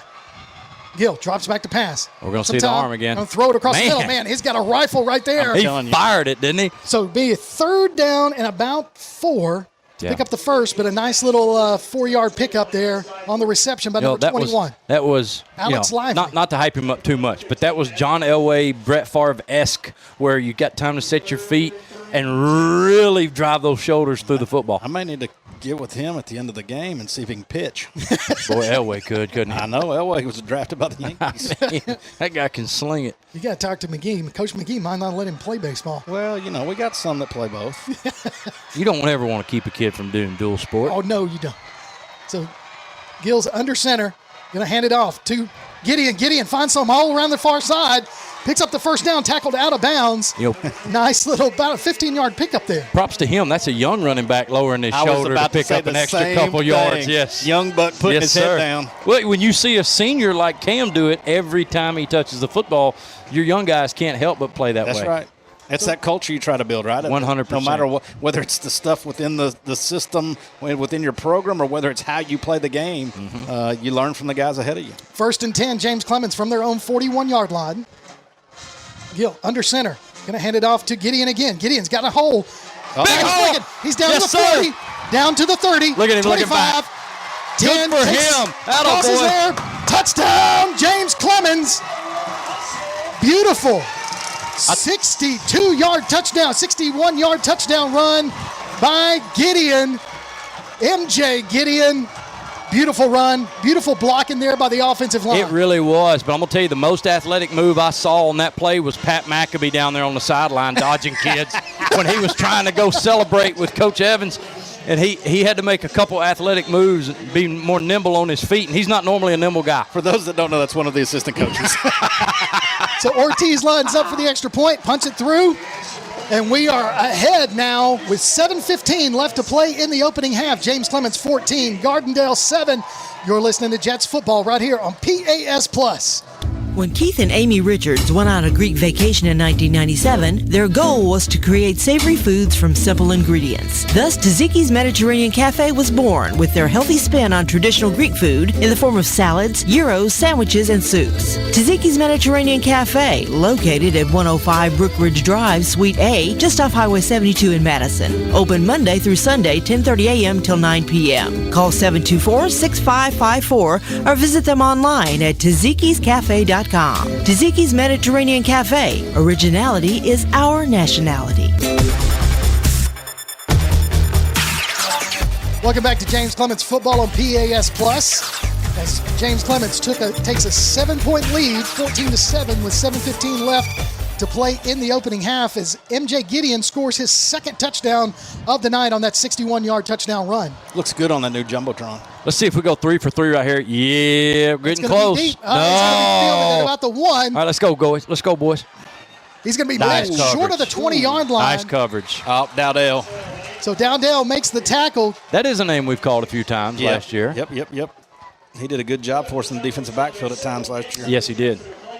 So it'll be 1st and 10, Gardendale from their own 19. You can go online and do all these kinds of things and register to win all these kinds of stuff. I forgot where I was going. Yes, you can. There's a lot of things you can do online, Kirk. It doesn't mean that you should. How about you go online and download a copy of this game or listen to it on demand by going to pasplus.net. Streaming schedule of all of our upcoming games and links to our mobile apps too. Quarterback in the shotgun. He's going to keep it himself, try to run to the far side. He's got some hole. He's got a hole, and he finds some room. He's past the 40, runs out of bounds at about the 47-yard line. Guys, it's the first game of the season. We're over here fighting over cable space and I tell you, talking about all the things you can do online. Miles Taylor did a good job of keeping some contained there and pushed, using that out of bounds as another defender. Because if he could have cut back right there, we were in trouble. So again, Dyer, the quarterback, puts a man in motion, drops back to pass. Good penetration by the defensive line. Tries to run it to the far side. He's still got to get out of bounds, and he does. I don't even think he picked up a yard as he was run out of bounds. It's hard to tell if he picked up anything. I thought he was going to slow down long enough for DJ Davis to kill him.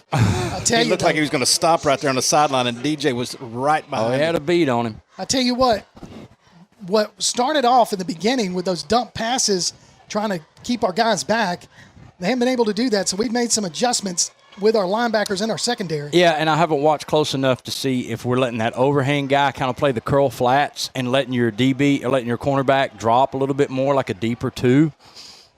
Hard to say. Early on, our corner was playing up in a short 2, and he's having to make a decision. Fake pitch.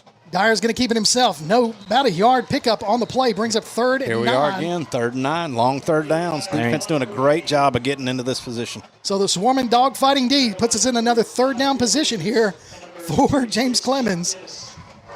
See what we do. There's the horn letting you know it's 3rd down. Little purge siren. Love it. So Gardendale looking to the sidelines to see what the play is going to come in. Got 15 seconds left on the play clock. So plenty of time to get that play in, you think. So Dyer, pistol formation, one running back to his left, They're 2 gonna splits have to the speed near it up side, here with the 2 play to the far clock. side, down to 5, puts a man in motion. Here's the snap.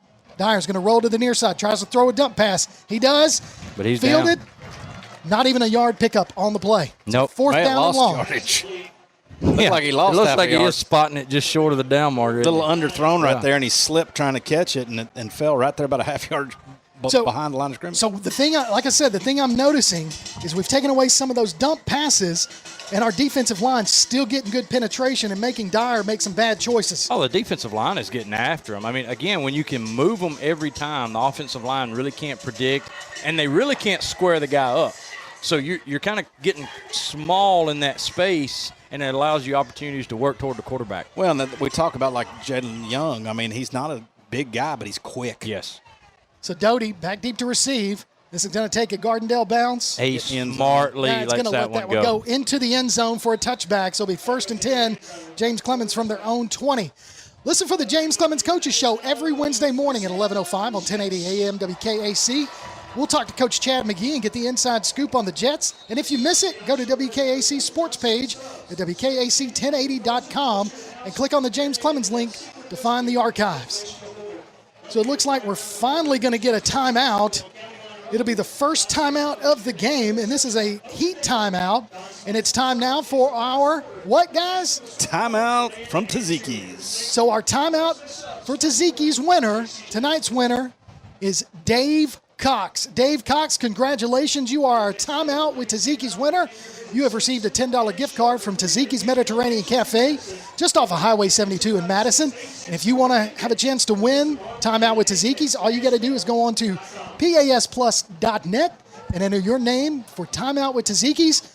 And listen for the first time out of each and every James Clemens game as we announce the winner. Congratulations, Dave Cox. Enjoy that lamb burger at Taziki's. Man. Chicken rolls, chicken roll-ups, Pretty lamb much burger. The Euros, man. Hey, or the little, what are the little beef chunks, whatever those I things don't are know, called? dude. That's all. The beef Mediterranean strips. beef. I don't know, The dude. Mediterranean beef. It's like those chunks of beef. Hey, and if you got a little, if you got some extra funds there, Dave, get the cookies. Man. Get the cookies. Or the baklava is really good. I don't know if y'all have had that. And that's a pretty fancy word. It is. I just brought that out. So we're looking at the Jumbotron, and we heard that the Wingman podcast is going to get a spot on the Jumbotron at some point during the game. And Coach Johnson, I know you've been trying to pay attention to see when our faces are going to be put up there. Well, I just, I'm trying to take it all in. It's the first time they've had it working, and they got all kinds of stuff up there right now. Little TOC promo right there. Yeah, it's always good. And we want to thank all of our sponsors. Throughout the night, we'll be giving you updates on the scoreboard, our North Alabama Gas District scoreboard. We'll let you know some of those here in just a little bit from around the area.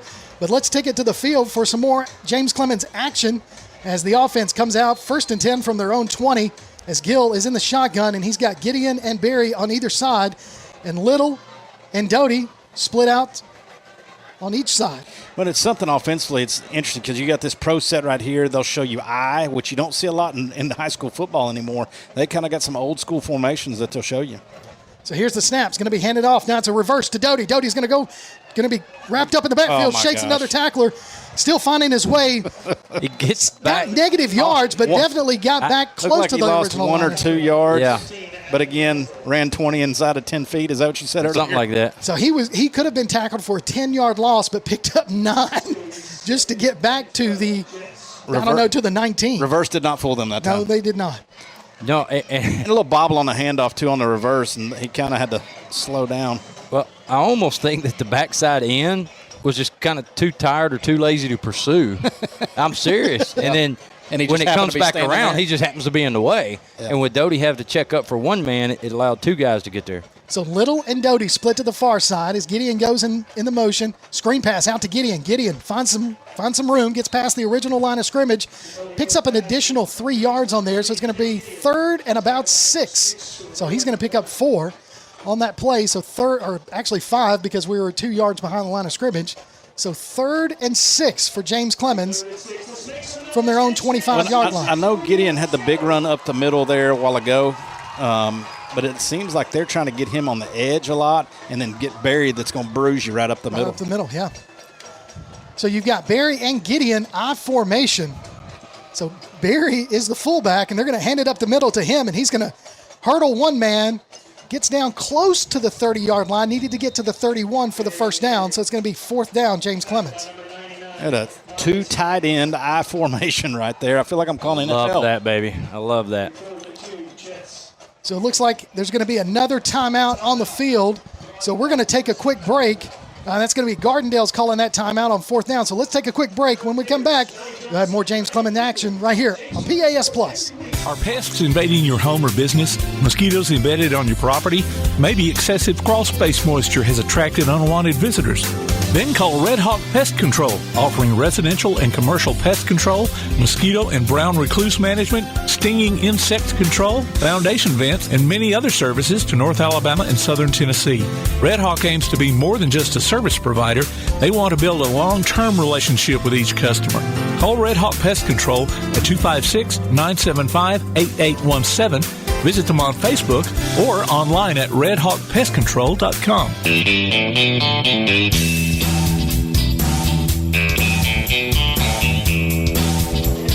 As we come out of timeout, it's 4th down and about 2 yards for James Clemens. James Clemens with a 14-7 lead with 3:45 left to play in this opening half. And, guys, we just saw the promo for the wingman on the scoreboard. It's a great show. I listened to it Wednesday. I love it. Yeah. We have a good time over there. You are always welcome to come and join us over at Walk On Sports Bistro in Madison. And join us. We broadcast live every Tuesday night at 7 o'clock right there. We're going to go for it on 4th down, 4th and short. There it is.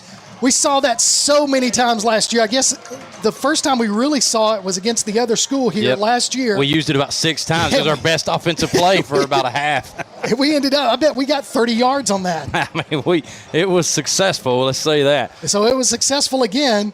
So it's going to be offsides on the defense. It's going to give James Clemens a first down. Well, that's got to hurt your feelings coming out of a timeout. You got them in 4th down. We line up to go for it. And surely – we can get a 4th down spot right here. They said we false started.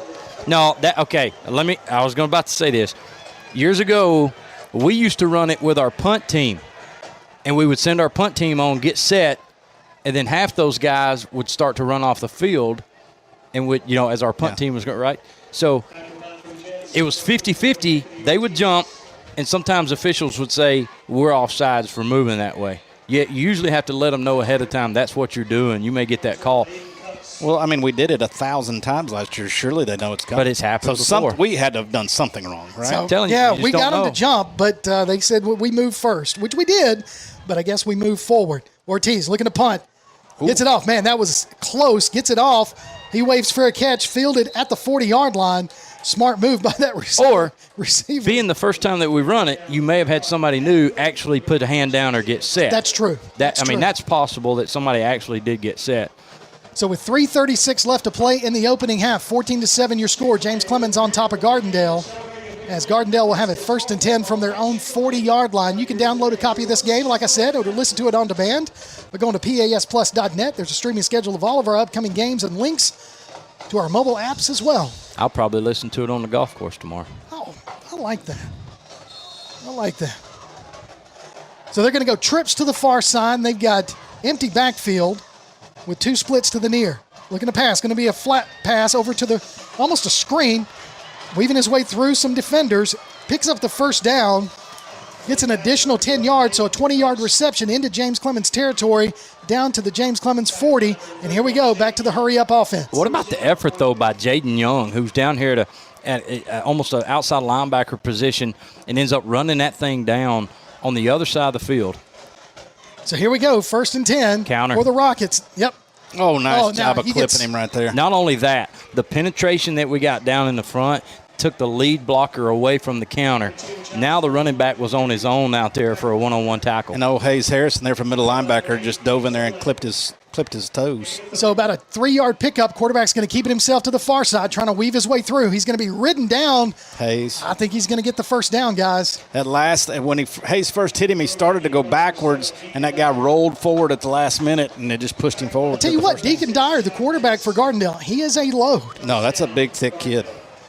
So 1st and 10, Gardendale.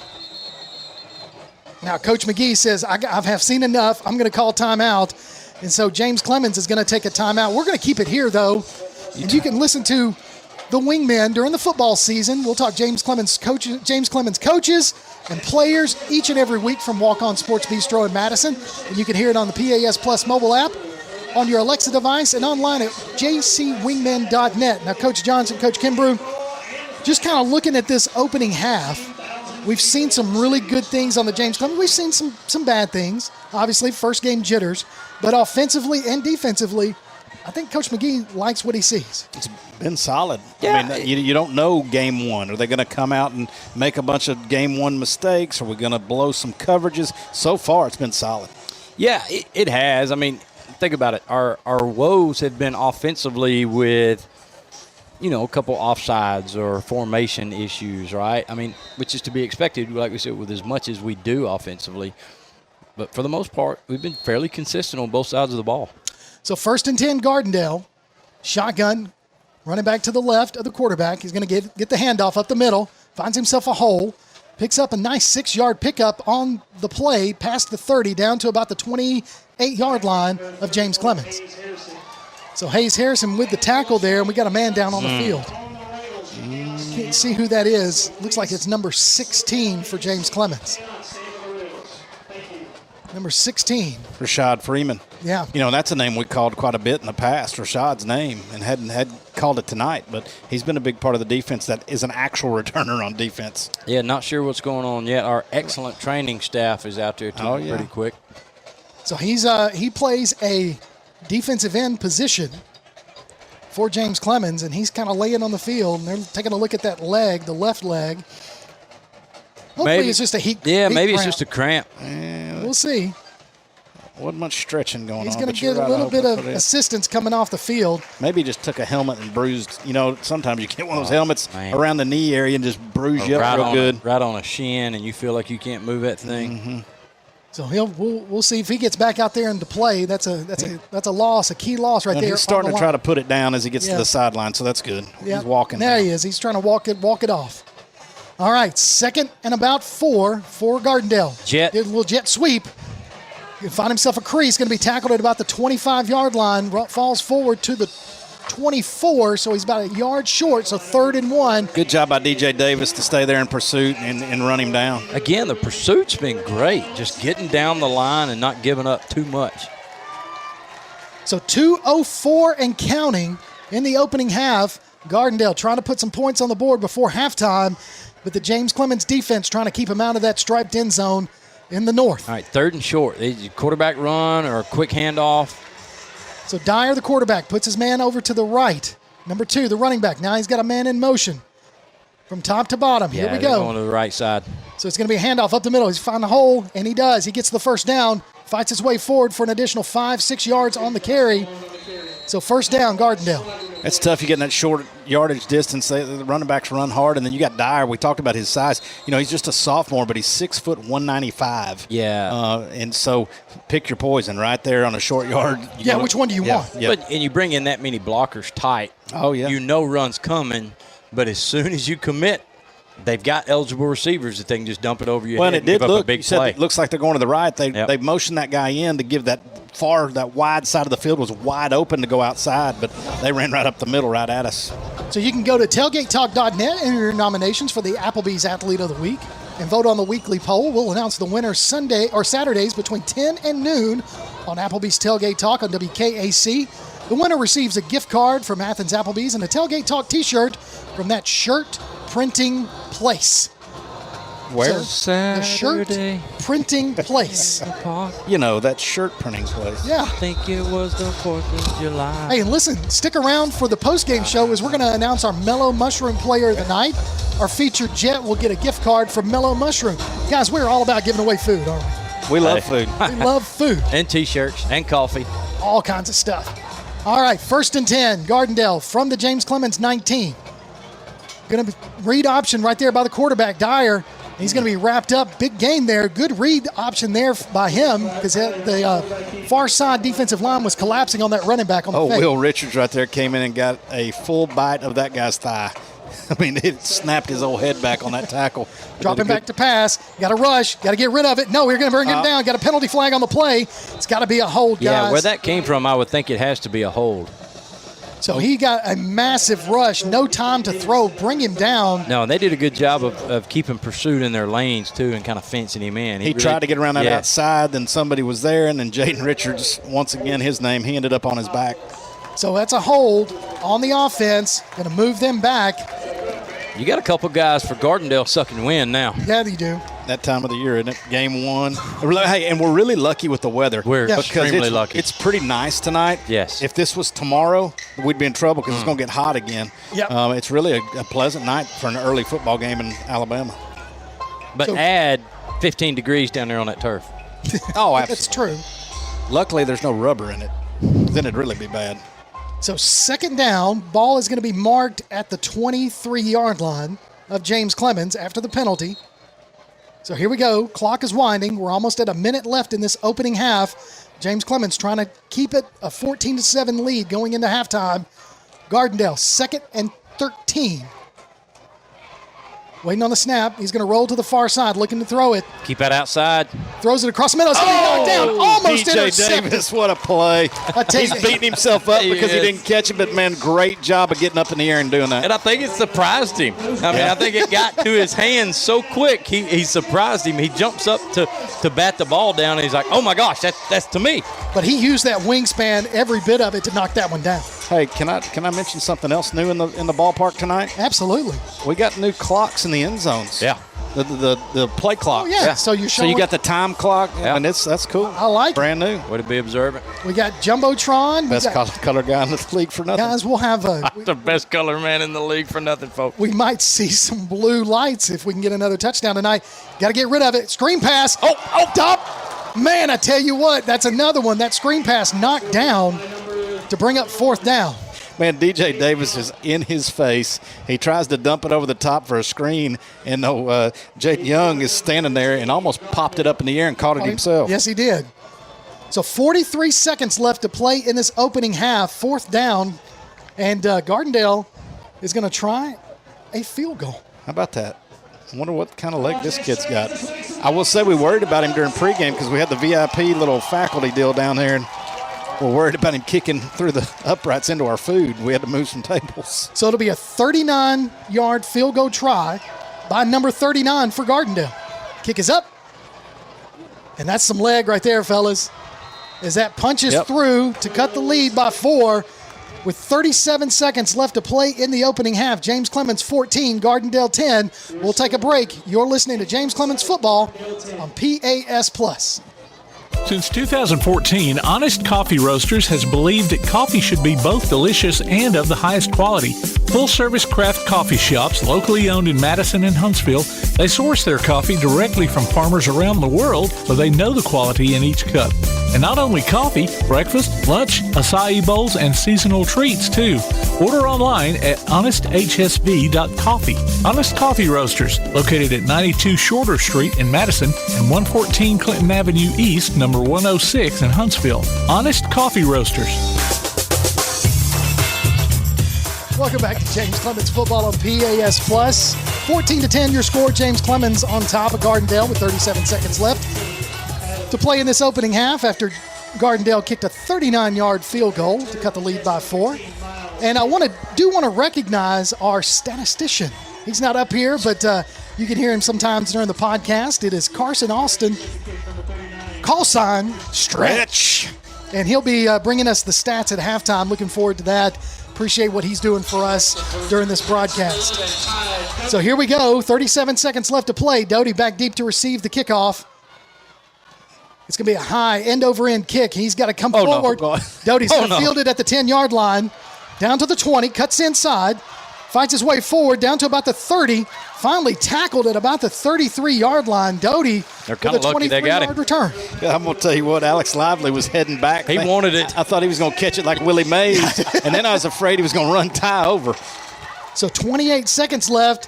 What do you think we're going to see? We're just going to keep it, take the lead at 14-10, or are we going to air it out? I wouldn't be surprised to see another trick play.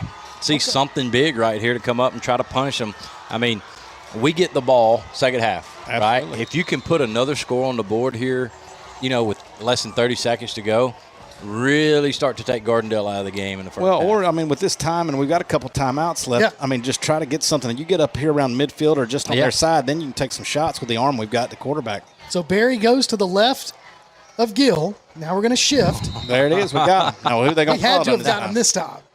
Let's see what. Did we fix it? Well, that time McGee was down there in the official's ear. He was really tight with him. The guy on that side called it. So he did. Now we got a flag down here. Well, it's over there too. So we'll see what they do. We'll see which one we go with. He's talking to that guy. Yeah, we got him. Offsides on the defense. There it is. That's the way we like it. That's the way. So we're going to move it up to about the 37-yard line of James Clemens. So here we go. Gill, the quarterback. Jacoby Gill, he's the junior. He's got Barry to his left, trips to the far side. Swing pass out to Doty. Doty cuts it inside. He's just going to be wrapped up. No game. We missed the block. Yeah, we missed that inside block.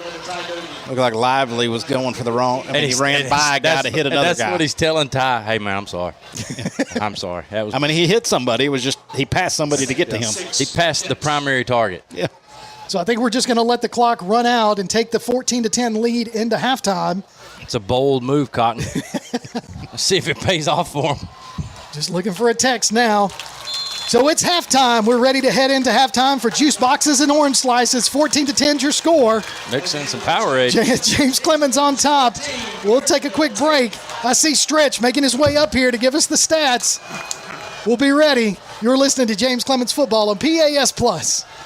Here's what's on the Jets' radar. Tomorrow, varsity volleyball takes on Hillcrest Tuscaloosa and Trinity Presbyterian at Hoover, while the JV team plays Albertville and Jasper. The freshman Lady Jets face Mountain Brook at Bumpus Middle School. On Monday, freshman and JV football teams host Athens. Varsity volleyball is at home against Madison Academy on Tuesday. The freshman team will be at Buckhorn for a quad match on Wednesday. Then on Thursday, JV and varsity teams will go to Muscle Shoals. We'll be back with more coverage from PAS+. When Keith and Amy Richards went on a Greek vacation in 1997, their goal was to create savory foods from simple ingredients. Thus, Tzatziki's Mediterranean Cafe was born with their healthy spin on traditional Greek food in the form of salads, gyros, sandwiches, and soups. Tzatziki's Mediterranean Cafe, located at 105 Brookridge Drive, Suite A, just off Highway 72 in Madison. Open Monday through Sunday, 10:30 a.m. till 9 p.m. Call 724-6554 or visit them online at Tzatziki'sCafe.com. Tzatziki's Mediterranean Cafe. Originality is our nationality. One of the worst feelings you can have is that of being stranded. Well, BT's Towing, Tire, and Truck Repair makes that a thing of the past with 24/7 towing services and roadside assistance in the northern Alabama and southern Tennessee areas. But that's not all. They also offer truck and trailer repair, mobile welding, brake service and repair, new and used tires, and other major and minor repairs. Their name says it all. BT's Towing, Tire, and Truck Repair. For 24/7 response, call 497-8234. That's 497-8234. BT's Towing, Tire, and Truck Repair. All right, folks, let's get started. Parents, thanks for coming. As many of you know, I'm Coach Mather. Tonight I want to talk about the season, of which I only have one expectation, that everybody gets stronger. When I say get stronger, I'm not referring solely to physical strength. Sure, we'll be in the weight room, we'll be running stairs, but we're also going to focus on developing mental toughness and grit, because those are the characteristics that allow us to achieve greatness both on and off the court. So, how do we develop those things? By getting comfortable with a challenge, by cultivating the confidence necessary to overcome adversity in all forms. That's why I coach. That's my purpose. Every member of this team can lean on me, and I'll teach them how they can lean on themselves and each other. This message presented by the AHSAA and the Alabama High School Athletic Directors and Coaches Association. PASnetwork.net. It's now your gateway to the Play Action Sports Network. Whether it's Play Action Sports coverage of school, youth, and amateur sports from Athens and Limestone County, or Calhoun basketball, James Clemens sports, and Applebee's tailgate talk via PAS Plus. PASnetwork.net. Follow the links to download apps to hear live streams and podcasts, enable Alexa skills, or listen live on your computer. Covering Athens and Limestone County area sports, PASnetwork.net.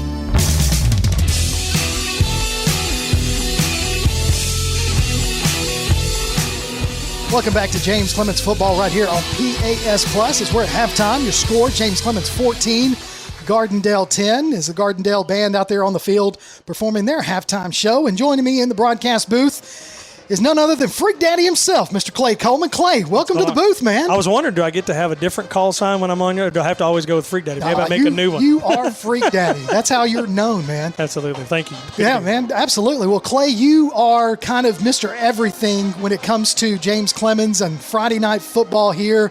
You run the scoreboard, you do the PA announcing, you put the music together, you do a little bit of it all. Yeah, for me, you and I have talked or whatever. I was a radio guy for 26 years, and I played football in a little podunk town in Kentucky, and we didn't have any of this. We had an announcer not knocking any kind of Southern accents, because I know I have one, but our announcer would go, "First down." It was not one of those things. So for me, it's just one of these things where I wish I'd have had this atmosphere when I played. Me so too. anything I can do, the Jumbotron, all that stuff, the graphics, I absolutely love it. So it's it's like it's playing radio in a sense. It really is. I enjoy it. And that's what I've been in radio for about a little over 20 years myself, and it's being able to be here. We talked about this before the game tonight, where just being in this atmosphere and being a part of high school football, it's just something special about it. And for me, I worked in radio. My biggest market was Phoenix. That was the highest that I got or whatever. It's kind of where it hit the whole thing. I've introduced rock stars and different huge people, but there's been nothing more special than to be able to announce my son's name on a football field. And that's what, it's kind of been cool to do that. Well, speaking of your son, Tim Coleman, the center for James Clemens. Now, he's had a fantastic night tonight. We've been watching him blocking, doing a great job opening those holes for Barry and for Gideon, but something else really special for Tim, and we talked about it in the pregame.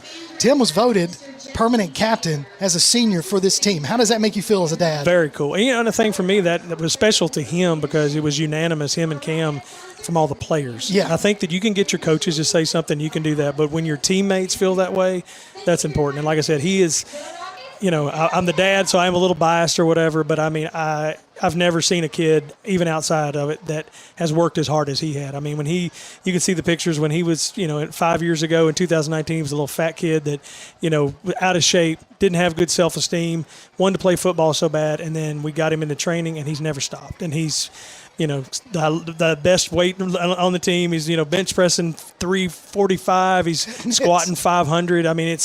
It's unreal. So it's very impressive to watch him, just to be proud dad for sure. So proud Papa moment. Right, absolutely. No, it's cool. And then I got another one that's helping me run the Jumbotron inside my Wagyu. So we got T-Bone, and then he's Wagyu because he's expensive, but Wesley's a freshman at JC playing freshman football, but he's running the Jumbotron. He likes the technical stuff. So it's kind of just a cool thing. When I went out there with Tim, he was like, because he knows how much of a softie I am, he was like, "Don't cry." And I'm like, you can't say that. It's like, I was like, maybe tonight it's okay. It's the first game, but I could not, I'll cry the last night. Oh, of course you will. Of course you will. Well, it's an awesome atmosphere. You do a great job. That's one of the things we talk about when we talk about James Clemens and Friday night and the things that you do. But there's also things that you do outside of James Clemens. I know that you are also doing a little Huntsville Havoc stuff. I do the Huntsville Havoc. I'm the voice of Liberty baseball, basketball, and football. And tonight the athletic director from Journey came up and said, "On games you're not doing that, could you do a Journey game?" I'm like, okay, I can't do everything. But, and throw this back on you guys too. When I came here, and started doing this, they didn't have anybody that had the initiative. So I came in and was like, I'm going to make it this experience. I told Chad McGee, I was like, hey, here's the thing. Let me run with it. I'll make it an experience. And the other part that I think is cool through knowing Tim and you guys, they didn't have this before. No. And so the fact that, there's a show being broadcast at walk-ons and you guys doing that, to me, it's just like it's stepping the game up all across the board. So, yeah, it's kudos to you guys, too. I was in Augusta, Georgia the other day listening, and I was sitting in a sports bar. They're playing Brave stuff, and I had my cell phone cranked up listening to you guys, and they're like, "Sir, what are you listening to?" I'm like, "I'm listening to a sports talk thing back in my hometown." And they're like, "Oh, okay, we didn't know what was going on." But it was really cool. But no, the whole thing's been amazing. And I love doing it, and I think it's just a cool atmosphere. And these kids, 90% of them won't ever go to the next level. 5 to 10% will go to the next level, but the chances of getting their picture on a jumbotron or hearing their name called probably won't happen at that level either. Yeah. So this is their one shot. So I like it. So well, you do a fantastic job, all of you guys, the entire crew, and we're just honored to be a part of it and be a part of that county line culture that we all get to do each and every week. And we'll be back here in a couple of weeks against that other school. The other school. And I'm kind of glad you kicked the other two out and give me some space here because they talk a lot. Johnson and Kimbrough, man, they do all kinds of things, and I try to give them a break because I need to catch my breath. Well, the name captain is good for you. I don't know if their names are accurate or whatever, but you do a good job of wrangling them in because it's a tough job for sure. It's not easy. Kimbrough, you're lucky you don't have the FCC governing the podcast because that would be he would make Tim crazy if it was live on the radio. It would be bad. Well, Clay Coleman, thanks for joining us here at halftime. I know you got to get back over there and do some more stuff. Appreciate you. Thank you, man. Talk to you as the year goes on. Good luck. Clay Coleman, the voice, PA announcing, voice of the James Clemens Jets here at Madison City School Stadium. Let's take it to the field and listen to the James Clemens Marching Band.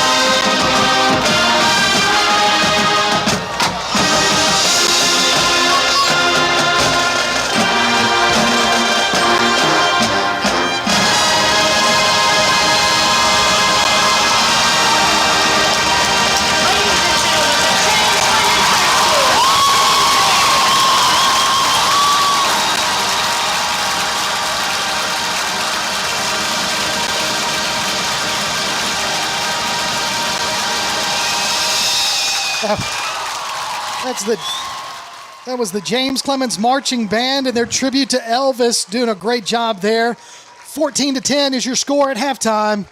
We'll take a break. When we come back, we'll have some stats for you. You're listening to James Clemens Football on PAS Plus. The Bama Zach Memorial Scholarship has been set up to honor the legacy of Bama Zach Green, a huge fan of the Crimson Tide, along with Limestone County sports. The scholarship will go each year to a male and female athlete from Limestone County. Checks should be made out to Bama Zach Memorial Scholarship and can be sent in care of Garth Garris, 13833 Pinnacle Drive, Athens, Alabama, 35613. Donations can also be made in person at First State Bank of the South at 1319 Highway 72 East in Athens. Thank you for showing your support for local athletes by giving to the Bama Zach Memorial Scholarship. North Alabama Gas District has provided safe, reliable, and economical natural gas service to Madison and surrounding areas of Limestone County for over 40 years. However, accidents and leaks do sometimes occur. If you smell odors similar to rotten eggs or notice other possible signs of a gas leak, such as a fire or explosion, a blowing or hissing sound, or blowing dust or bubbling water, leave the area immediately, avoid ignition sources, warn others, and from a safe location, contact us immediately at 256-772-0227. And remember to call 811 before you dig. North Alabama Gas District, we take safety seriously. Whether you have college recruitment or simply memorabilia in mind, let Social Gimmicks capture them with a cinematic highlight reel. Social Gimmicks is redefining Southern sports media with a distinctive flair. Contact Social Gimmicks with a Z online at socialgimmicks.mypixieset.com. Social Gimmicks, the essence of athleticism. Are pests invading your home or business? Mosquitoes embedded on your property? Maybe excessive crawl space moisture has attracted unwanted visitors. Then call Red Hawk Pest Control, offering residential and commercial pest control, mosquito and brown recluse management, stinging insect control, foundation vents, and many other services to North Alabama and Southern Tennessee. Red Hawk aims to be more than just a service provider. They want to build a long-term relationship with each customer. Call Red Hawk Pest Control at 256-975-8817. Visit them on Facebook or online at redhawkpestcontrol.com. We know you want to look good. Chopping Blades Barbershop knows it too, and they're passionate about making their clients look great. Men, women, kids, doesn't matter. You can just walk on in their location at 7985 Highway 72 Suite 2 in Madison or call 256-325-3230. Check out Chopping Blades on Facebook too. Chopping Blades Barbershop. Right now on a podcast platform near you. The Wingmen. There's someone on the wing. Something. Join us live every week this football season at Walk On Sports Bistro at Clift Farms on Highway 72 as Kirk Pierce, Johnny Johnson, and Brad Kimbrough talk James Clemens Jets sports. The Wingmen. We're winging it, Jerry. On your favorite platform via the PAS Plus app on your Alexa device by saying Open PAS Plus and online at jcwingmen.net. Welcome back to James Clemens Football on PAS Plus. We're still at halftime. James Clemens with a 14-10 lead. Getting ready for the second half action here in just a little bit. And I want to bring in the fifth member of our broadcast crew, Carson Austin, otherwise known as Stretch. He is our statistician this year. And Carson, I know you got some stats for us. Tell us a little bit about how James Clemens did in the first half. First half, Cam Berry with the 50-yard pass on the halfback pass. A.J. Little on the receiving end. M.J. Gideon, really good today. 7 carries, 84 yards, including a 61-yard mad dash, 2 touchdowns, 1 catch for 7 yards. Jacoby Gill, main QB, 3 for 4 for 11 yards, as well as a 3-yard rush on a QB sneak.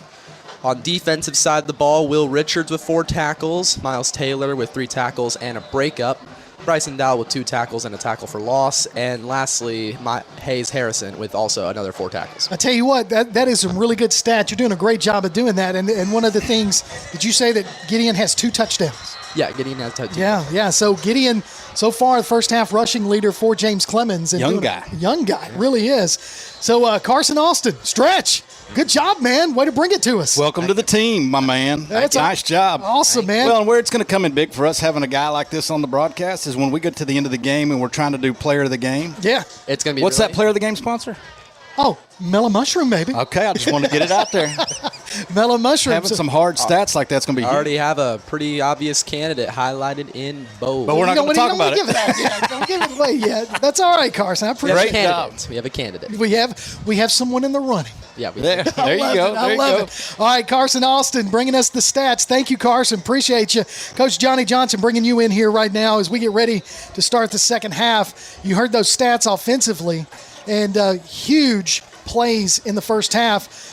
Gideon with that 61-yard touchdown run, able to break a few big runs. But the other thing about that young guy, lower in the shoulder, like you guys mentioned, a la Cam Berry, who is the bruiser back between the two. Yeah, and that's the funny thing about Cam Berry is he's considered the bruising back because of his style, but he's not necessarily a big back. No. You know, it makes you think of like the Walter Paytons of the world that were just good athletes but would punish you. They were looking to punish somebody. And so if you're going to emulate somebody, A, Walter Payton's a good one. Definitely. And B, for a young running back here, Cam Berry and the way he runs so hard is a great guy to look up to and learn from. But I think MJ's got a little more of that big play, explosive speed, maybe a little faster than Cam, especially just being a sophomore.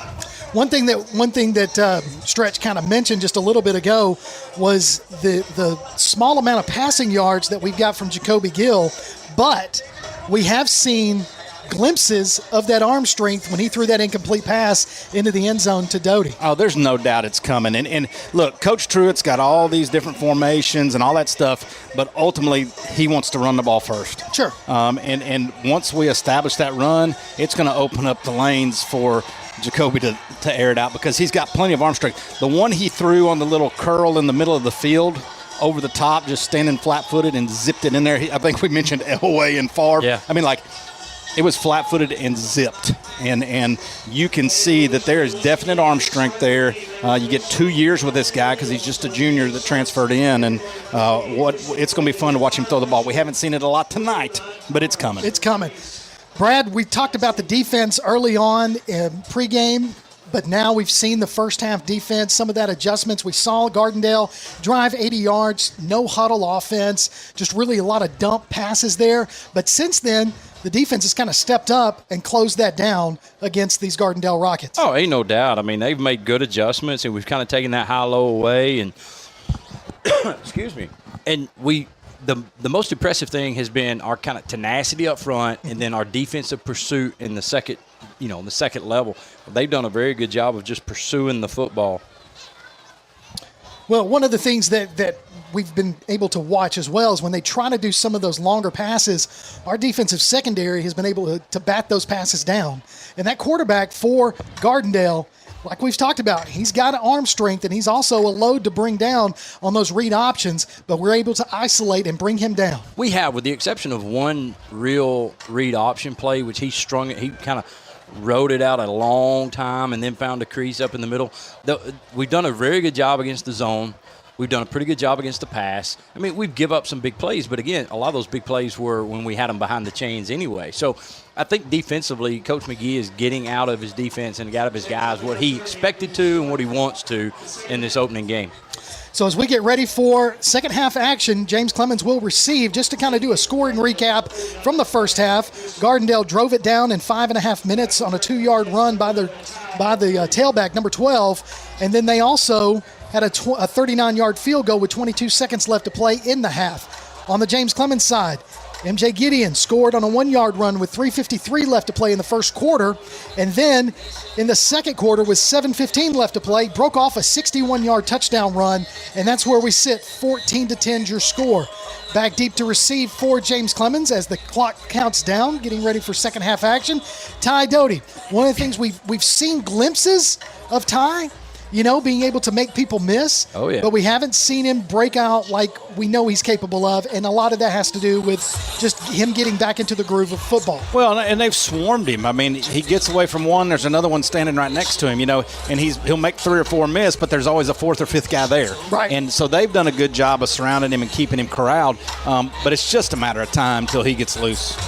So hopefully that'll happen right here on the opening kickoff of the second half as Gardendale lines it up at their 40-yard line. Doty standing at about the 3, waiting on the official to say it, and he just did. So clock is running. Or did he just blow? He blew the whistle and he locked his hand down, and now the clock starts. The game, the play clock. Come on, Johnny. Play ball. Here we go. Here's the kick. They're just going to pooch it away from Doty. It's going to be fielded at the 20-yard line by number 21 for James Clemens. He's going to try to find some room. Breaking through arm tackles. Lively right there. Little receiver for us. He almost got away. So 11-yard return there by Lively. So it'll be 1st and 10, James Clemens from their own 32. Well, we started the first drive with a little trickery. We're going to come out in the second half. Coach Kimbrough was all over that first one. We got a report on second half. I do not. I don't know what we got for the second half opening drive. So we'll see. You've got Jacoby Gideon, the junior at quarterback, back in the backfield with him. Looks like it is Gideon. I mean, not Gideon. I'm sorry. Barry. Is it Barry? I can't tell. Yeah, I can't tell either. Two splits to the far side. Yeah, Yep, that is Barry. Barry. So that is Little and Doty on the far side. And then you've got Lively close to us. Now Barry goes behind Gill as Gill is in the pistol. So it's going to be a fake handoff to Barry. Boy, he's got it. Gill looking to throw. God. He's throwing it deep down to Doty, and it's got to be pass interference. Come on. They're going to say they were both no. Oh, they and fought. I'm going to tell you, he got the wrong guy. I know you want to throw that to Doty, but A.J. Little was the inside receiver. They're both running that skinny post together, and A.J. had nobody between him and the sideline over here outside the hash. Boy, and he had a step or two on his guy where Doty did not. Yeah. Well, and that's part of, for Tom Marsh, number 11 was the safety blanket, right? If you got in trouble, you throw it to Doty, right? And we know that these two don't have the same relationship, but you also know that guy can make a big play for you. Oh, yeah. So Barry in the backfield. Gill takes the handoff, hands it off to Barry. Barry trying to find a hole. It's going to be hit in the backfield, brought down, no gain on the play. Brings up 3rd and 10 for James Clemens. So, there was just no hole there for him to run through. Nowhere to go. And this is the deal. Like, our defense wanted them in 3rd and longs. They've kind of reversed the role right here. And this stuff, we hadn't been in many of these tonight. We've done a pretty good job of gaining something on the first 2 plays. And here we are in a 3rd and 9. So you've got Gideon and Barry in the backfield with Gill. Doty and Little split out on each side. Look to the sidelines now. Doty goes to the far side. So now he and Little on the far side split out. Running backs stay the same beside Jacoby Gill. Fakes the handoff, looking to pass. Steps up, throws a Good dart ball. over there to MJ Gideon. Picks up the first down and slung down to about the 41-yard line in Gardendale territory. So first down. And I love Ty Marsh. There's nothing against Ty Marsh. That throw didn't get made last year. No, not to be not able to at hit that trajectory. small window. He had that small window On a line, zip that ball in there. And again, that's not a knock on Ty. No. That's more a brag on the arm talent of. Yeah, the only way that pass is better is if it's 8 inches to the right, where he doesn't have to turn around to catch it. And he doesn't turn back to the inside. So a little bit tight formation as Gill is under center. Pitches out to Gideon. Gideon, go around to the far side. Shuffling his way in and out of tacklers, picks up the first down, and then a couple more yards.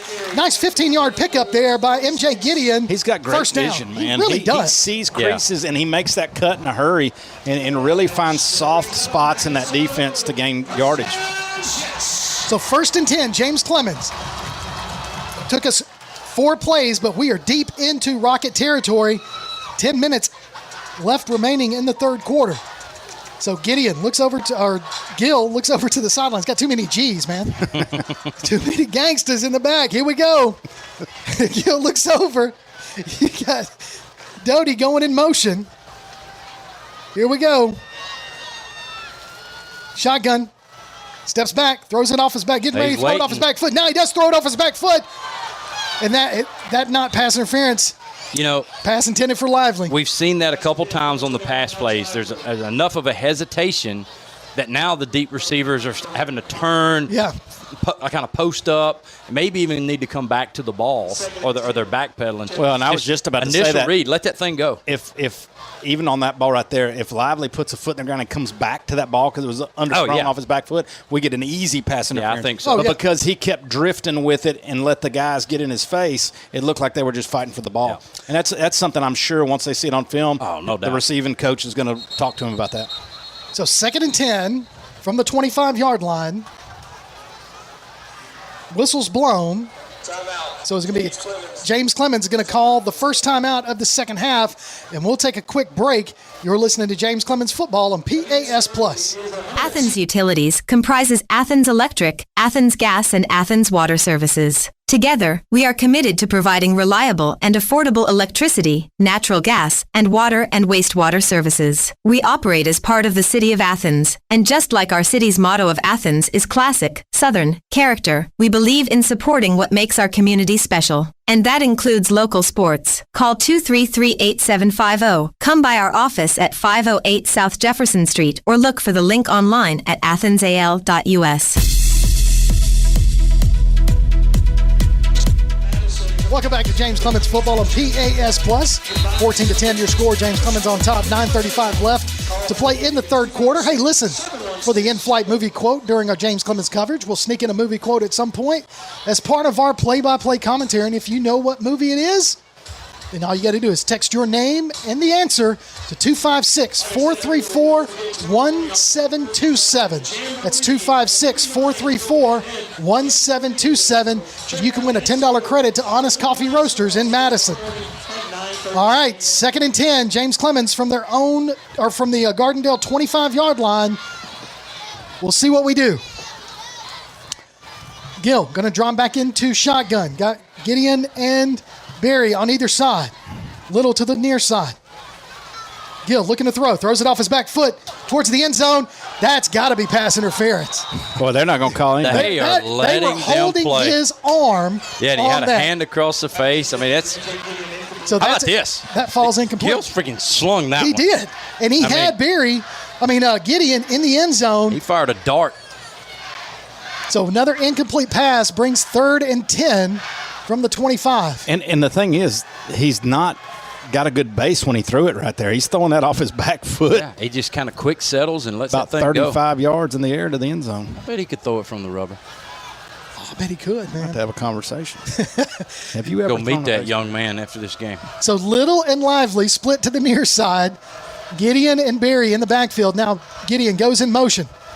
Gill drops back to pass. It's going to be a little screen pass down to Barry.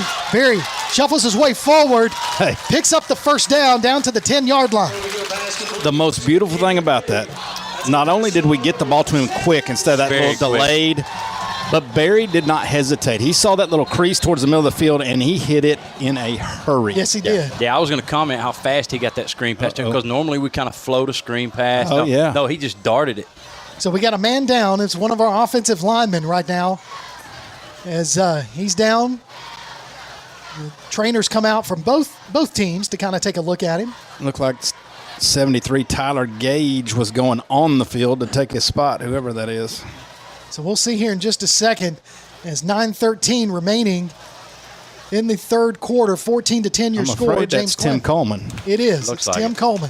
That's not one you want to lose. You don't want to lose any of them. No. But your center's not one, especially long not snaps. a 3-year starter. Yeah. And not one that he's been playing really well on that offensive line. He's the anchor, and he's been key in opening up those holes for Gideon and Barry tonight. Oh, it may be a cramp. He just stopped halfway coming off the field and Touched grabbed that his toe. toe. Yeah.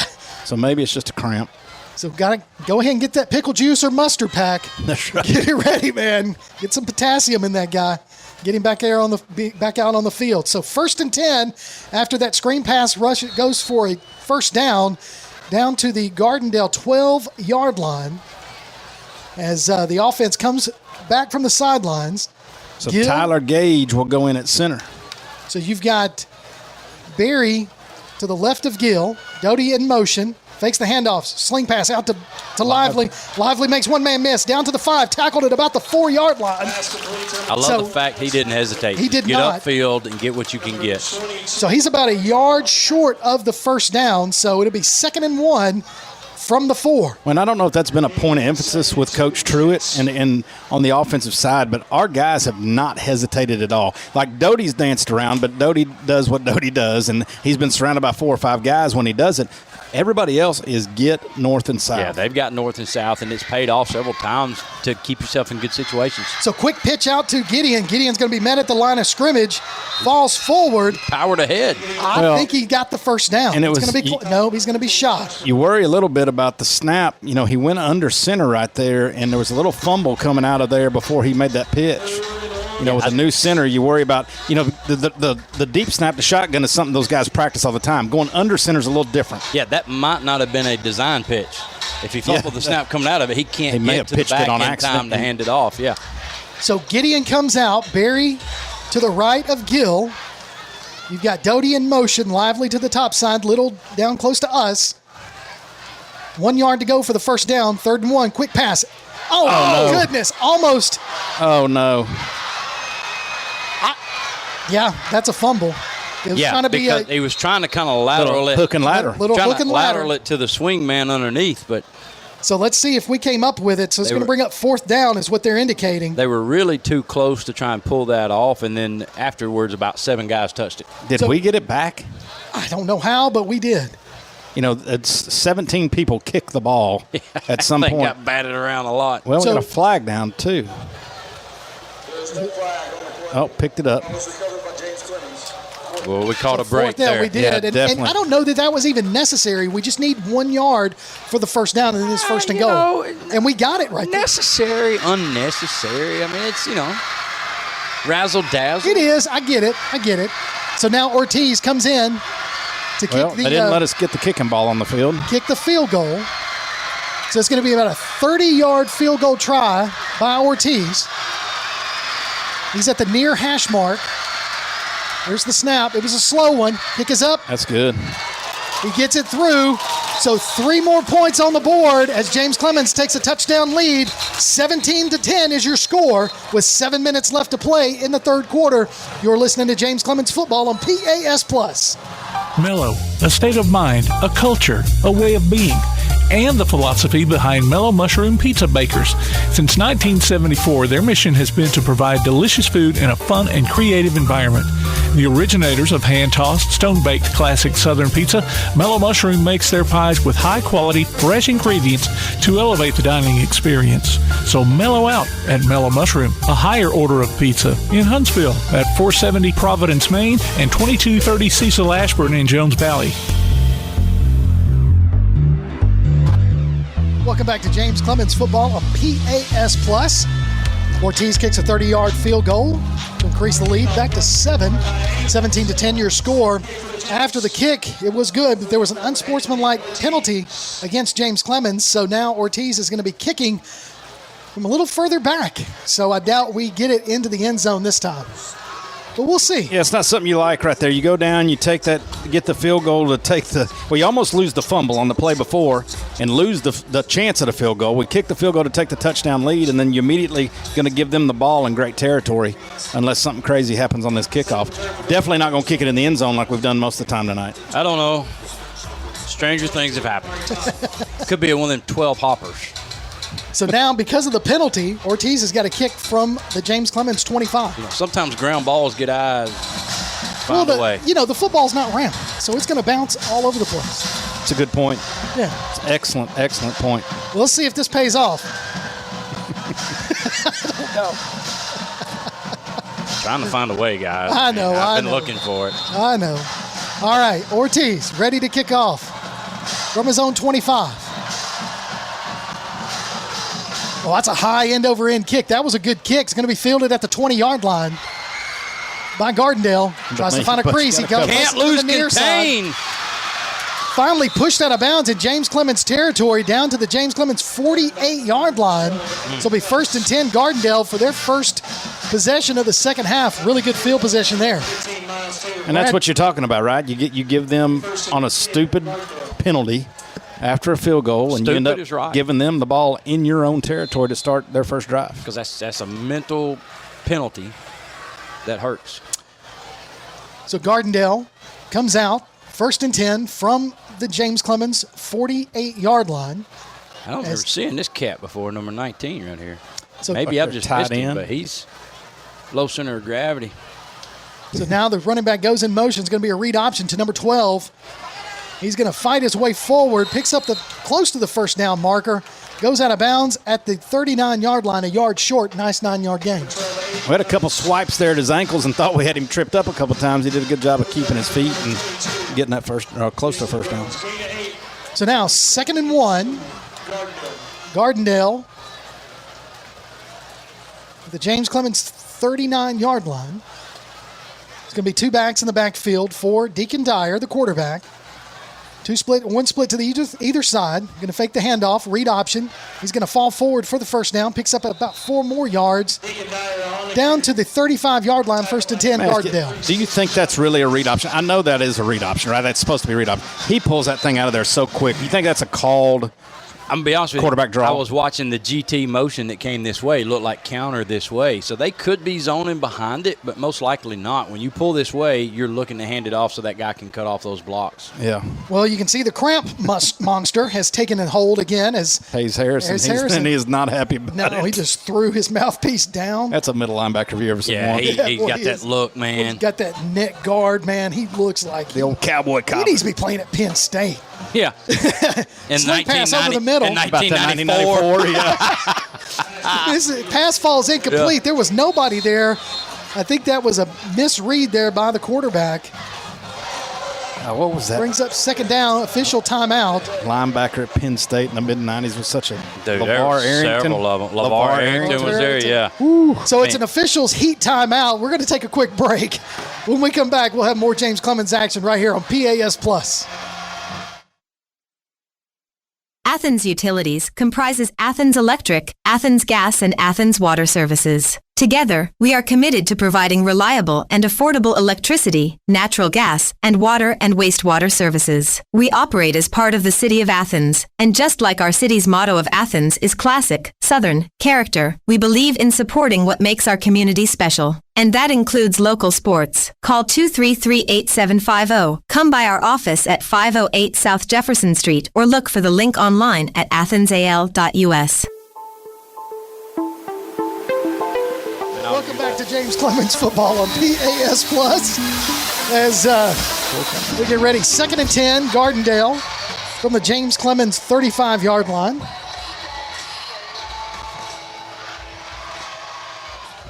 As Dyer, the quarterback, got a running back behind him, puts a man in motion, going to hand it off to the running back, trying to find his way up the middle, falls forward for about 3 yards on the play, 3rd and 7 for Gardendale. So, my son immediately sent me a picture of LeVar Arrington. Did he really? Yeah, he was a stud, wasn't he? So is that what we're... Look at that. I mean, seriously. Got the collar, got the big shoulder pads. Come on. Hey, JT Johnson, since you're listening, hey, big man, haven't seen you in a while. Just congratulations on starting the new year. And quick pitch out to the running back. He's going to be met in the backfield, but still able to get positive yards. 4th down and about 3 on that 4-yard pitch out. But I tell you, it could have been a huge loss. It could have been. Just been able to get our hands on it. We mentioned that earlier. First contact, we've not been that great in wrapping up. Second contact's where we kind of made our money. Big play right here. We've got a 4th and 3? 4th and 3. It looks like they're going for it. It's a bold strategy, Cotton. See if it pays off. See if it pays off for them. Could be the in-flight movie quote. I'm just saying. All right. I mean, it's not any fun if you tell people. Well, by the time this part in the second half, come on. Well, I've said it twice. If they didn't get it the first time, let's hoard up the gift cards. No kidding. So got to get rid of it. Throws it over. Hey, nice job. Throws his intended receiver. 4th down. He had so much pressure in the backfield as the defensive coordinator for James Clemens called a huge rush there. Yeah. It could have been Coach McGee that called that one. And that's tough for the quarterback because if he'd have set his feet and made the throw, he's got to play. JT just texted me. He said all the JC boys are at Snead are in the house listening to the broadcast right now. Congratulations, What's up, guys? all of you guys. Miss seeing y'all. All right, 1st and 10. James Clemens from their own 28-yard line as Gill comes back in at quarterback. He's in the pistol formation. He's got Little split to the far side. Now we got a couple of different guys moving. Let's see what happens here. Going to be worn out. So delayed snap. Got the new, with Tim not in there, we got 3 guys go in motion, pull up, go back to where they came from. One went ahead and came back over. I thought he came back in a while ago. No. He's not right now. That was Tyler Gage. Yep. And everybody took off on the snap count except the center. Everybody moved except the center. Well, I watched Tyler just then. He came over to the coach and he said, Yep, there goes Tim. There goes Tim. So Tim comes back. He got a little limp, but good to have him back in there too. Gage did his job, but he did come over and he said he couldn't hear the call. So it is a little loud. Everybody else did. All right. You've got Jacoby Gill, quarterback. He sends Gideon in motion. Screen pass out to Barry. Barry off his hands. So we've talked about the arm strength, right? And him zipping that thing to guys even on the screenplay. It came in a little hot and high. It's hard to catch that ball up that high, that close, and react with shoulder pads on. That's the drawback. You think about the famous guys we know of that threw the ball excessively hard. Guys would complain about it breaks fingers. I mean, it hurts hands. What was the quarterback last year for Tennessee? The Vols. Who cares? But my point being is that's why Hendon Hooker ended up beating him out 2 years ago. Yeah. It's because he couldn't find that touch. Threw it so hard. He's got the arm. That was a knock on Brett Favre when he first came up. Yeah, because he just rifled it. And Elway used to use the whole shoulder turn, just get it in there. So 2nd and 15 for James Clemens as Gideon goes in motion. Sling pass out to Gideon. Able to get up there and make the catch. Good job of going making that catch. Still on his feet, fighting forward down to original line of scrimmage. So it's going to be 3rd and 10 for James Clemens at their own 28. We've talked about Gideon and finding holes and doing all those things. They've been able, because he is a good receiver. We're finding out tonight that was not an easy catch. No. Running away from the quarterback into the flat, threw it behind him, and he's going to be a weapon many different places on the field. They've lined him up at receiver. Well, he has been tonight. Yeah, they're going to use him all over the place. So Little and Doty split to the near side. You got Gideon and Barry in the backfield. Now Doty goes in motion to the far side. Gill waiting on the snap. Delayed again. Early again. We moved way too early, guys. Well, it's gotten sloppy here. This drive. We've been pretty crisp. Then it started kind of down here on the goal line with that play where we fumbled. Got a little sloppy there, and then this drive we hadn't done that all night. Well, Coach McGee talked about on the podcast trying to have multiplicity with simplicity, which is the key, right? That's fancy. Defensively, we've done that. Offensively, that's tough to do without some mistakes like this. So here we go, 3rd and 15 as the ball moves back to the 24-yard line. Barry to the left of Gill. Now you got men in motion all over the place. All trips coming to this side. So we got Lively, we got Little, we got Doty. Yeah, and Gardendale, wisely takes a timeout. Yeah, I would have too. They moved all those trips to this side. They were short-handed and had the big side of the field. Yes, they were outmanned on the wide side. That's never good. That is not going to bode well in your favor. And I'm sure on our sideline they're going, snap it, snap it. Let's get that play off. Hey, if somebody's got the movie quote, what do they call? They text us. They text us the movie quote, the number, 256-434-1727. Text us your name. Text the answer. And you better put that in your phone and save it. Because we do this every Friday night. Every Friday night. Speaking of which, we're not going to be here next Friday night. We'll be back here. Bye week. Get a bye week this second week of the high school football action. But it's a big one. It's the Madison Bowl right here at Madison City School Stadium, as the other school will be the visiting team. You dang right. They're always visiting here. So it'll be the Madison Bowl right here. You can catch us live beginning at about 6:45. For the pregame show, and then kick off at 7 o'clock right here from Madison City School Stadium. That game can't get started early enough. 6:45 can't get here quick enough for me in two weeks. I'm ready. September the 6th. And if there's nothing better than beating those guys. Absolutely. But if you can't be here to see it, listen to us. Tune in. Right Matter here. of fact, if you are here to see it, you can still listen to us. You can. Just go to PAS Plus. Click on the James Clemens link. Here we go. 3rd and 15. Barry in the backfield. Now, you got Little. You got Doty. You got Lively. Trips to the near side. It's really quads with the tight end here. Kind of.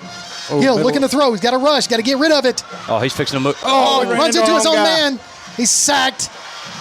at about the 16, 17-yard line. That pocket really collapsed. Now we got a penalty flag on the play. You know, that was as much a coverage. It's on them. It was as much a coverage sack as anything because he really didn't have anywhere to go with the football. Well, and he wanted to throw to this big side of the field, but the line kind of collapsed him to the short side, and he could not get set up to throw back across. And that's good defense, right? Take that wide side, take him further away from the wide side. They did have a flag go down. Personal foul. Oh, on them. So personal foul against Gardendale. So we're going to get to replay this down? I got a first down. Right, automatic on a personal foul. We'll see. Dead ball, personal foul. Dead ball. Yeah, okay, yes. Yeah, that is. Yeah, dead ball is. Yep. So that's going to move it up. Well, backing up the defense. Yeah, you're right. Is he? Is he, though? So it's not a first down? No, apparently not, but a dead ball. And they only moved it 10 yards. Wait a minute. They called a dead ball, personal foul, and moved it 10 yards forward. A dead ball, I thought, is a automatic first down. Yeah, I don't know. So they're saying fourth down. So it'll be 4th and 6 for James Clemens.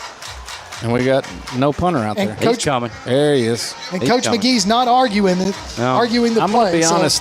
I don't know where our kicker's been, but the last 2 times, the field goal and then this right here, he's like come out really late with the kicking ball in his hand, and he can't get the kicking ball to the center because they're already set up. We better hurry this. So Ortiz got 2 seconds. There's the snap. Gets rid of it.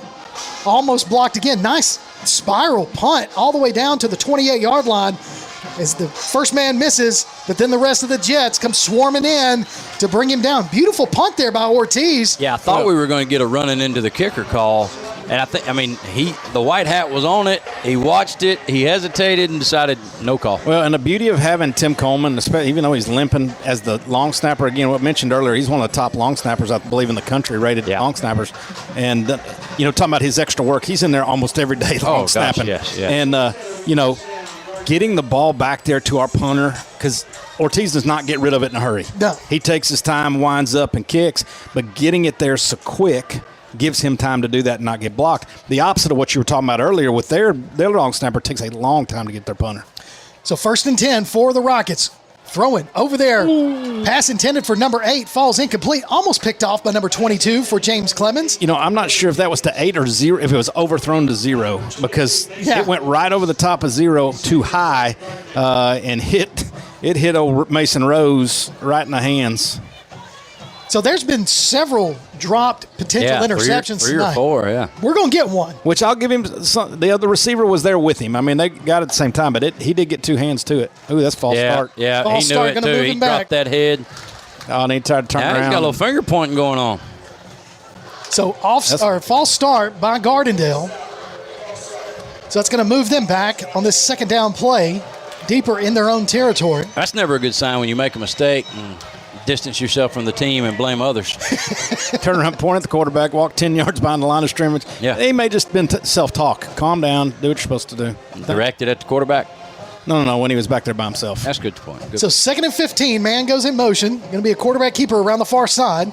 Weaves his way through, puts his helmet down, picks up about 10, 11 yards on the play. Nice pickup there by the quarterback. Still 3rd down, but 4 yards to go. And honestly, that's been their best play. It really has. Just snap to the quarterback, whether you give him a lead blocker or not, or whether you spread everybody out defensively. That's been their best play. But you know what? And historically, that's been one of the things that's killed James Clemens. Absolutely. You beat me to it. I was fixing to say that's been our problem for about 3 years I've been on the broadcast. All right, so Dyer. I'm glad I was ahead. Looking to throw off his back foot. Pass intended for number 8. Falls incomplete. 4th down. Well, we did a good job of getting in the back there and rushing that throw. He didn't have time. He had to almost jump past that thing and overthrew that receiver. So good penetration there by the defense as going to bring up this 4th and 4. So Doty goes back to receive the punt as the punting team for Gardendale comes on out there. I tell you what, that scoreboard, it's something else, man. It's nice. It says make some noise. It does. Jumbotron. It's like a really big TV. It is. I'm glad, though, they're not broadcasting us live and showing us on the TV, even though they did put our pictures up a while ago. So Doty standing at about his 30-yard line. High snap to the punter. He gets it off. Whoa, look at that punt. And just going to die right there in the air and then take a Gardendale bounce. It's going to be just kind of downed. Yep.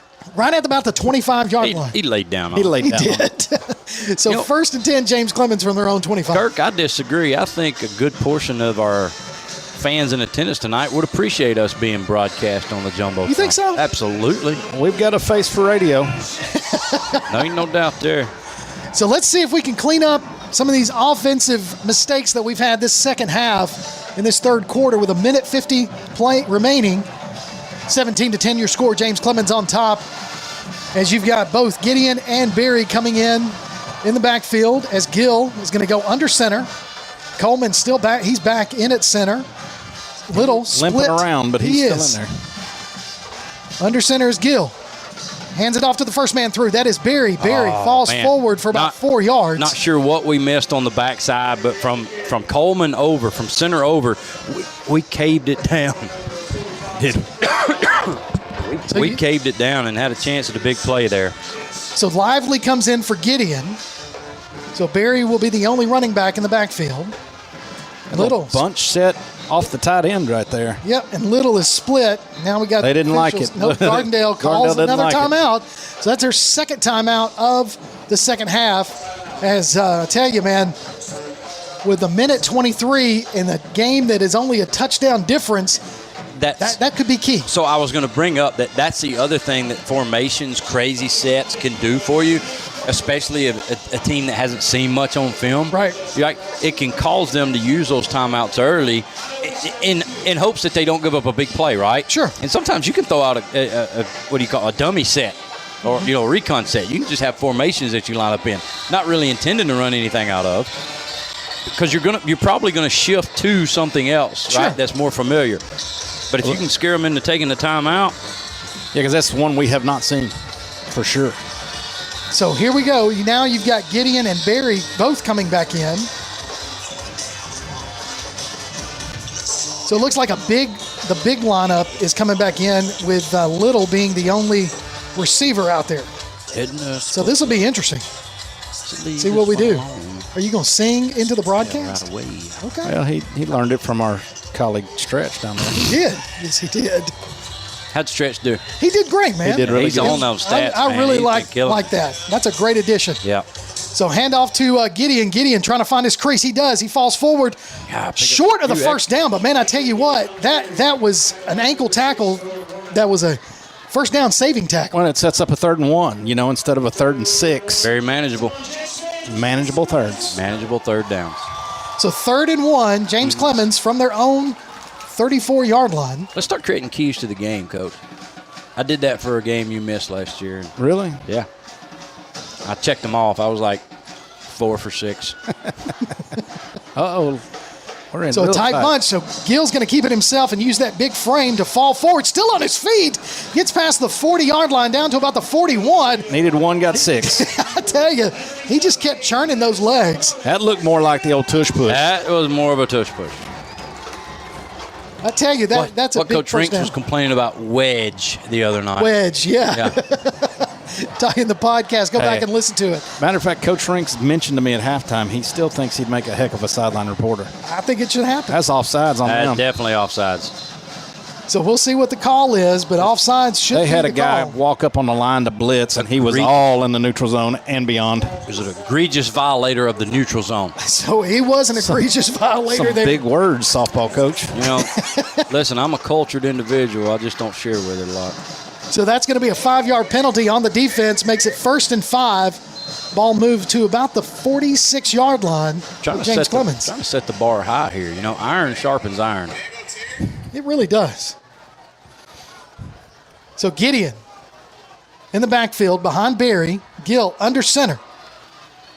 Going to fake the handoff to Gideon. Oh, man. Got to get rid of it. He's going to step up in the pocket. Hold on to that ball. Ball's on the ground. Just get on. We're going to get it, but we're going to lose a yard on that. Man, we had a chance to get a hold on this defensive back right here. A.J. Little's about to break wide open going down the sideline, and he just grabbed both shoulder pads and pulled him backwards. Again, we talked about the arm strength. We talked about the vision. I just think he's just a tick slow on his reads, right? He's not anticipating the reads in the way that we saw Gio Lopez do, right? Right. And in the way that Ty Marsh began to get comfortable in kind of predetermining and getting those reads early, and then maybe throwing the football before the break happens. We saw Ty throw a ball several times just perfectly where Ty Doty's coming out of a break and makes a catch, and he's just not there yet. He'll get there as the season progresses. So with that sack, that's going to end the third quarter. Your score, 17-10. When we come back, it'll be the final quarter of the game. We'll take a break. You're listening to Jets Football on PAS+. North Alabama Gas District has provided safe, reliable, and economical natural gas service to Madison and surrounding areas of Limestone County for over 40 years. However, accidents and leaks do sometimes occur. If you smell odors similar to rotten eggs or notice other possible signs of a gas leak, such as a fire or explosion, a blowing or hissing sound, or blowing dust or bubbling water, leave the area immediately, avoid ignition sources, warn others, and from a safe location, contact us immediately at 256-772-0227. And remember to call 811 before you dig. North Alabama Gas District, we take safety seriously. Welcome back to James Clemens Football on PAS+. Let's take a look at our North Alabama Gas District scoreboard, serving Madison, Muscle Shoals, and Town Creek. Always call 811 before you dig. Taking a look at our score for some North Alabama teams. West Limestone 41, Clemens nothing. That's in the third. Ardmore 27, Tanner nothing at the half. Westminster 28, East Limestone 13, and Elkmont 22, St. John Paul the second 13 at the half. That's your North Alabama Gas District scoreboard. Serving Madison, Muscle Shoals, and Town Creek. Always call 811 before you dig. You want some region scores now? I'd love some region scores. You got Austin and Hartsville tied 14 apiece in the third. Florence is down to Hillcrest 19-13. Grissom 21-6 over Lee. Huntsville's up 14-0 on Hazel Green. And Sparkman is down to Spain Park 38-0. And we will see Spain Park later on in the season. And Albertville is down. Oh, no, they already got beat 35-0. So a swing pass out to Doty. Doty falls forward, picks up about 7 yards on the play. He's going to bring up a third down and about 3. Now, I don't know, you guys weren't watching that formation, but we had like a bundle on both sides, and there was nobody in the backfield with Gill, and Gill just slung it out. And we got a man down on the field, another heat cramp, looks like, as he's holding his leg. Appreciate you calling us out like that, Kurt. We're looking at Well, y'all were looking at scoreboards. I'm here for you. My job is to watch the field. That's true. In the game. And my job is to look at my phone, obviously. That's why neither one of us need to be the play-by-play guy. Well, you'll have to do. One of y'all are going to have to do it one game. Man, there's got to be somebody that's better. I know there's a better lot of people than me. Better than me. No, not many people are better than you, Kurt. No. It's okay. Doty is the one that's down. Al Michaels in here. We could try. I hear Brett Musburger's not doing much lately, so we can probably get him. As Doty comes off the field with a cramp, and Lively's going in on this third down and about 3 yards for the first down. Let's put that out there on air. If there is if there is a professional play-by-play guy who can fill in that week, let's submit your nominations. Stop. I tell you what Burgess. You could do is I was going to say, what you could do is. Burgess says he's too much of a squirrel. He can't. He's watching the game. He did watch the game in the spring. So Gill rolls to the near side, looking to pass. Gets rid of it, throws it over to Lively. Lively's got to make adjustments, and he does. He makes the adjustment, had to turn around and come onto the inside. He was going towards the outside, falls backwards and makes the catch. First down, James Clemens. But he made the wrong adjustment and then had to readjust. Yes. And I think that threw the quarterback a little bit too. So beautiful reception there by Lively to get us deep into Rockets territory. 1st and 10, James Clemens from the Gardendale 22. Well, that's a big play. We needed to get some momentum going again. So fake the handoff, there roll out, dumping it off to Lively. That's another one. It's just got to be quicker. Slow. Just a tick quicker. As soon as you set your foot, you got to let go of that ball. Because that linebacker collapsed in on Lively as soon as he caught the ball. Well, he's got if you wait, then that linebacker's got time to close with the ball being thrown. Because everybody was shifting on the fake handoff. He can't move as long as that quarterback has that ball. There was a fake handoff to Barry, and everybody shifted on that fake handoff, and then Gill rolled out with just a tick too slow getting that ball out to Lively. And that's kind of been the story all night, as he starts getting those progressions and understanding those reads a little bit faster, he'll start throwing the ball a little bit quicker out of the break. The film room will make a difference. Big time. So here we go, 2nd and 10, no gain on that pass play. Nice snap. Gill's just going to fall on it. Great job. Good job just falling down. Great job of just handling it and getting down. Save the possession. Snap was just a little up and to his right there, and thought he had a chance to one-hand it and pull it in, but it just went off his hand, and luckily we got it back. So now you've got third down, and that was a loss of a nice 7 yards. Yeah, it's nothing we can't handle. So 3rd and 17 as the ball is marked at the 28-yard line. I mean, if we get back to the line of scrimmage, we're field goal range, right? Oh, absolutely. So you got one split to the far side. That's Little. You've got Barry in the backfield. Now Lively goes in motion. Again, get rid of it. Throws it to Little in the flat.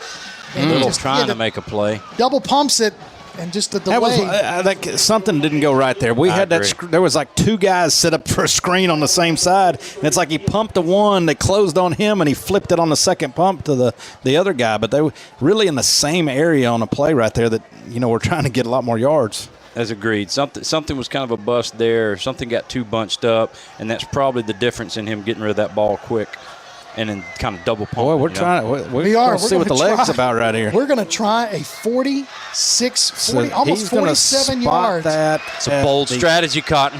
See if it pays off. Here we go. 47-yard field goal attempt by Ortiz. The kick is up. It's got a chance. It's got short. Oh, just a little short. Maybe 2 yards in, and he would have had that one.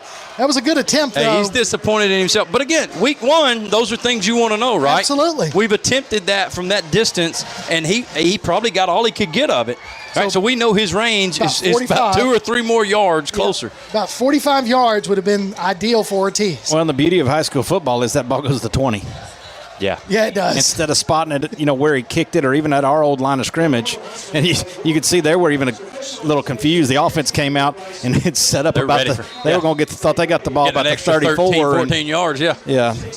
So 9:32 left to play in this ball game. James Clemens with a touchdown lead, 17-10 your score. 1st and 10, Gardendale. Going to fake the handoff, swing pass out to the receiver. Number 8 sheds one tackle. Good pursuit. Able First to get back to the line of scrimmage, so 2nd and 10 for Gardendale. And I think we talked about film, right? We talked about things we're going to correct over the next 2 weeks.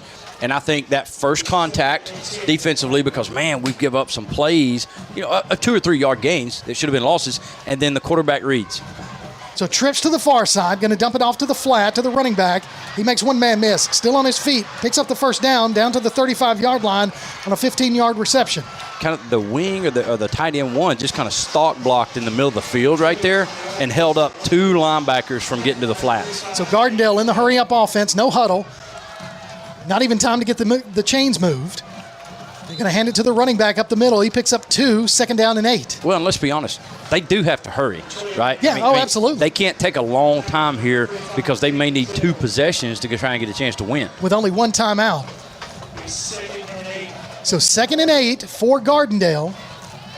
Is going to do trips to the near side. 1 running back in the backfield. Number 21 for them. That is Uriah Casey. Nope, check that. Tyler Buford. He wanted to go down. They dropped it. Yeah.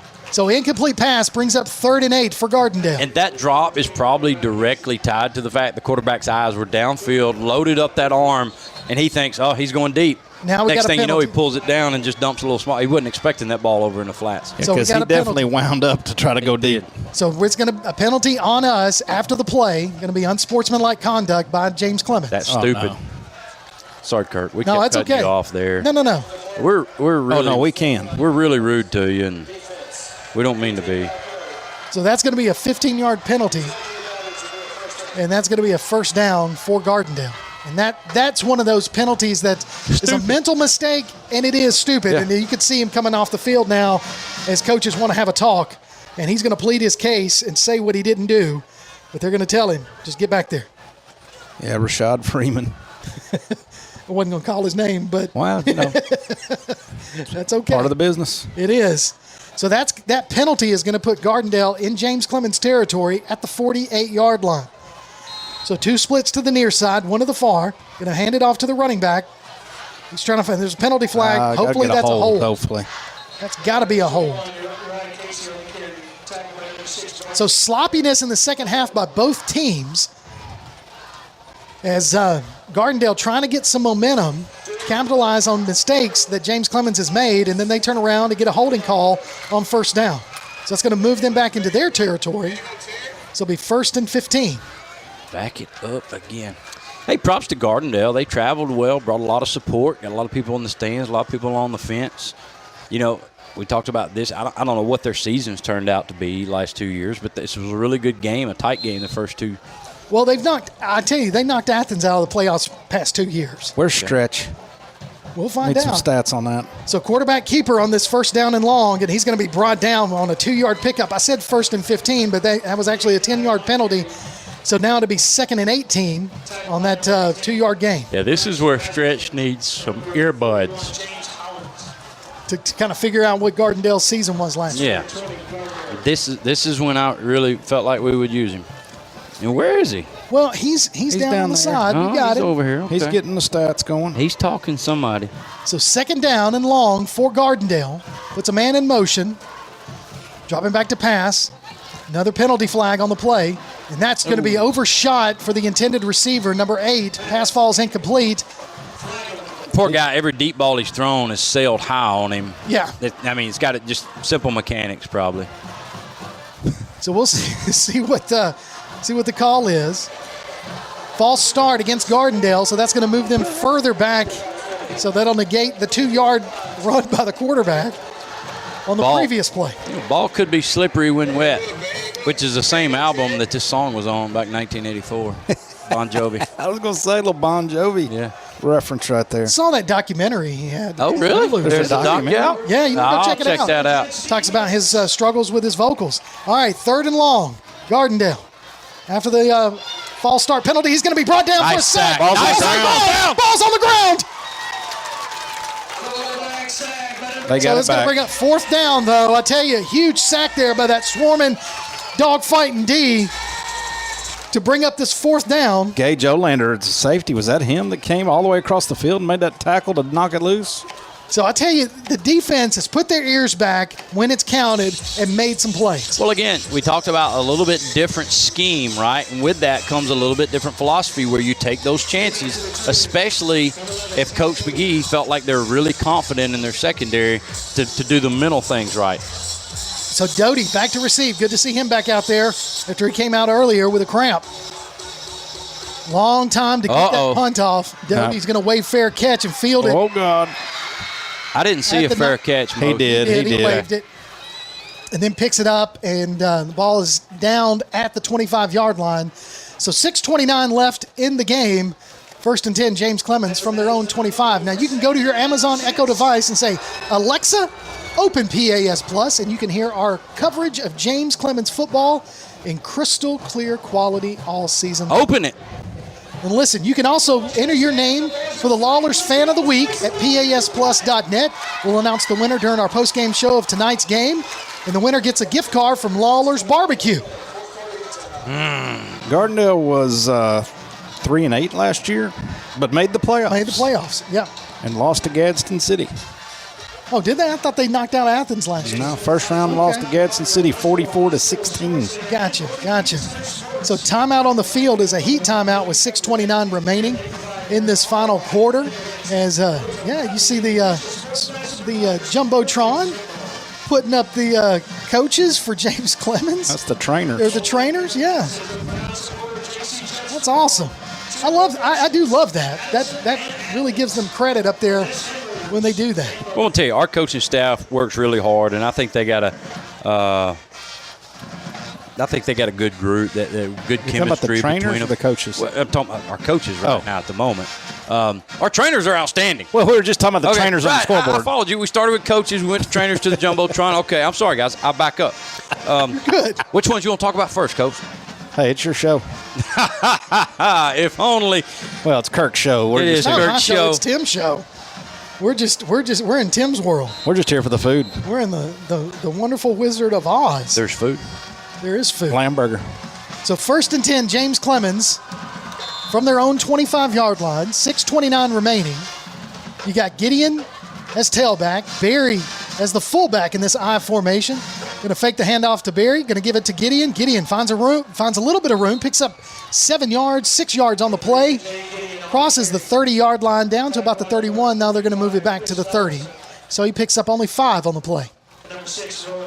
You know, they're using that I formation a lot and doing different things out of it. You know, that time we had the misdirection with the fake one way on Barry on the quick handoff, which we'd given it to him earlier in the game.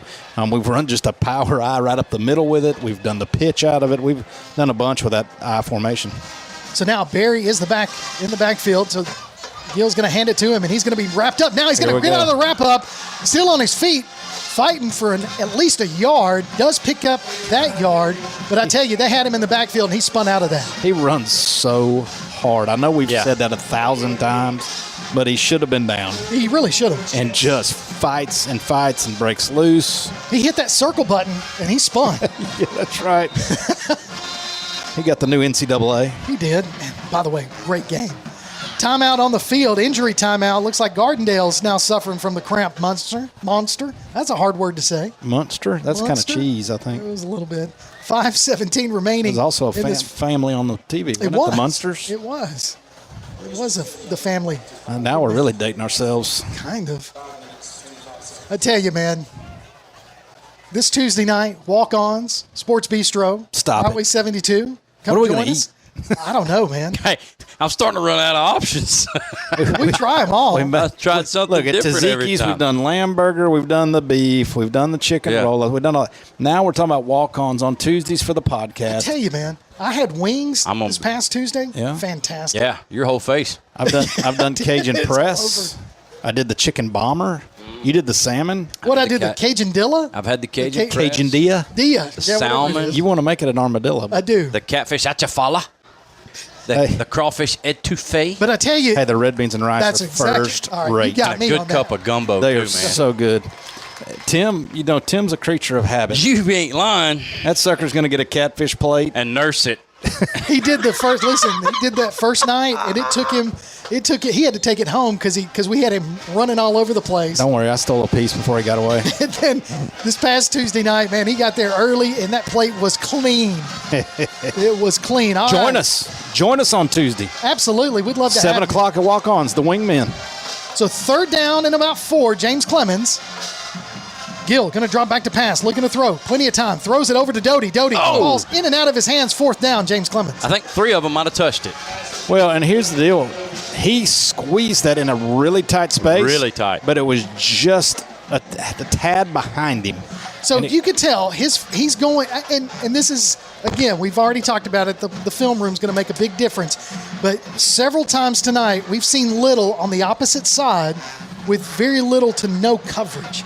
And he had the streak going down on the other side. If Gill had just taken a look to the left. Yeah, and it's hard because that may be his 3rd read in that deal. Sure. And you're talking about a young man that I know he's a junior. Well, called upon here. Ooh, so nice. Nice, tight, high spiral is going to be fielded at the 36-yard line. And that's where it's going to be. 1st and 10, Gardendale from their own 36. What I was going to say is he hadn't played a ton of football. No, he really hasn't. You know, he came from Athens. He didn't play quarterback there because Cody Gross's son is there. And he's the quarterback and has been for a couple years. And so you're talking about a guy that was just a sophomore there last year, so didn't play. Now you're coming into your junior season and playing 7A football and Gardendale, who's been, a pretty tough opponent. Sure. Yeah, they have. And so the speed of the game is going to be different. It's going to take him some time to get his feet under him when live bullets are flying. It's like we said at halftime. We like what we see. Can you say that nowadays, live bullets?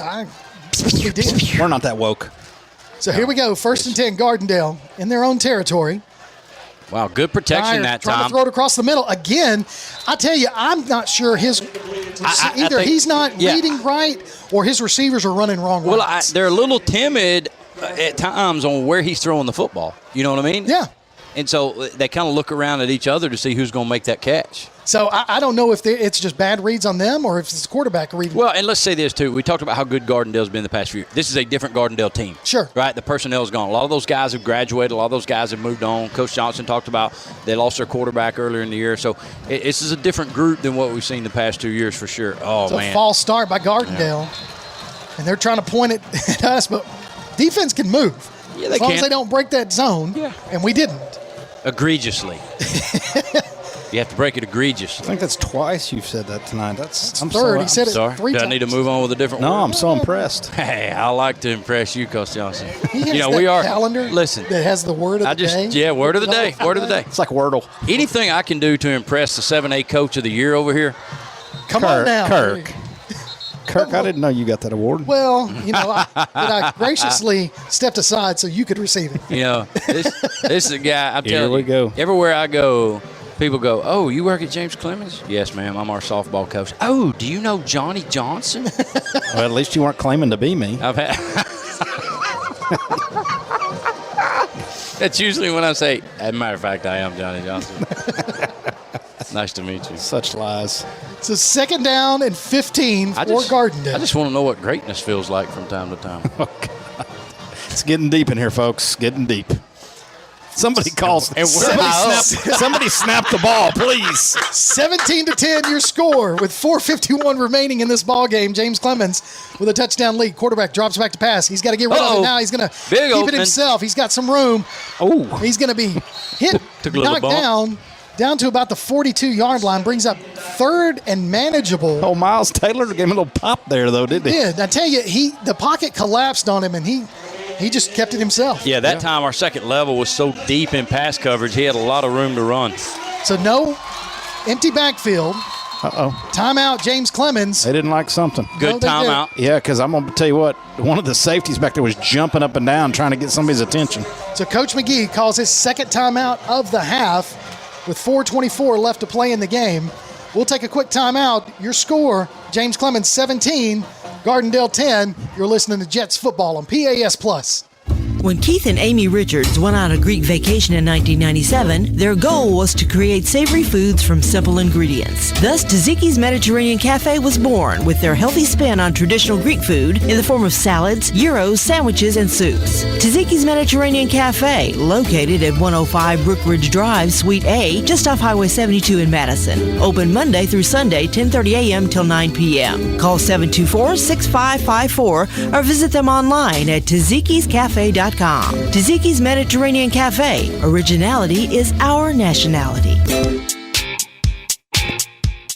Welcome back to James Clemens football on PAS Plus. 4:24 left to play in the game. 3rd down. Got to get rid of it. He trips, he falls. Sack to the defense. DJ Davis just pushed his tackle right into his quarterback's ankles and tripped him up. It's a pressure sack, but not pressure for that time, right? But they pressured him all night long. So as soon as he starts seeing blue cross his face, he's starting to move, and that time he moves right into his left tackle and gets tripped up. So he has a little bit of what we call happy feet. Yeah. Well, we used to call it something else when I was coaching football, but we can't say it.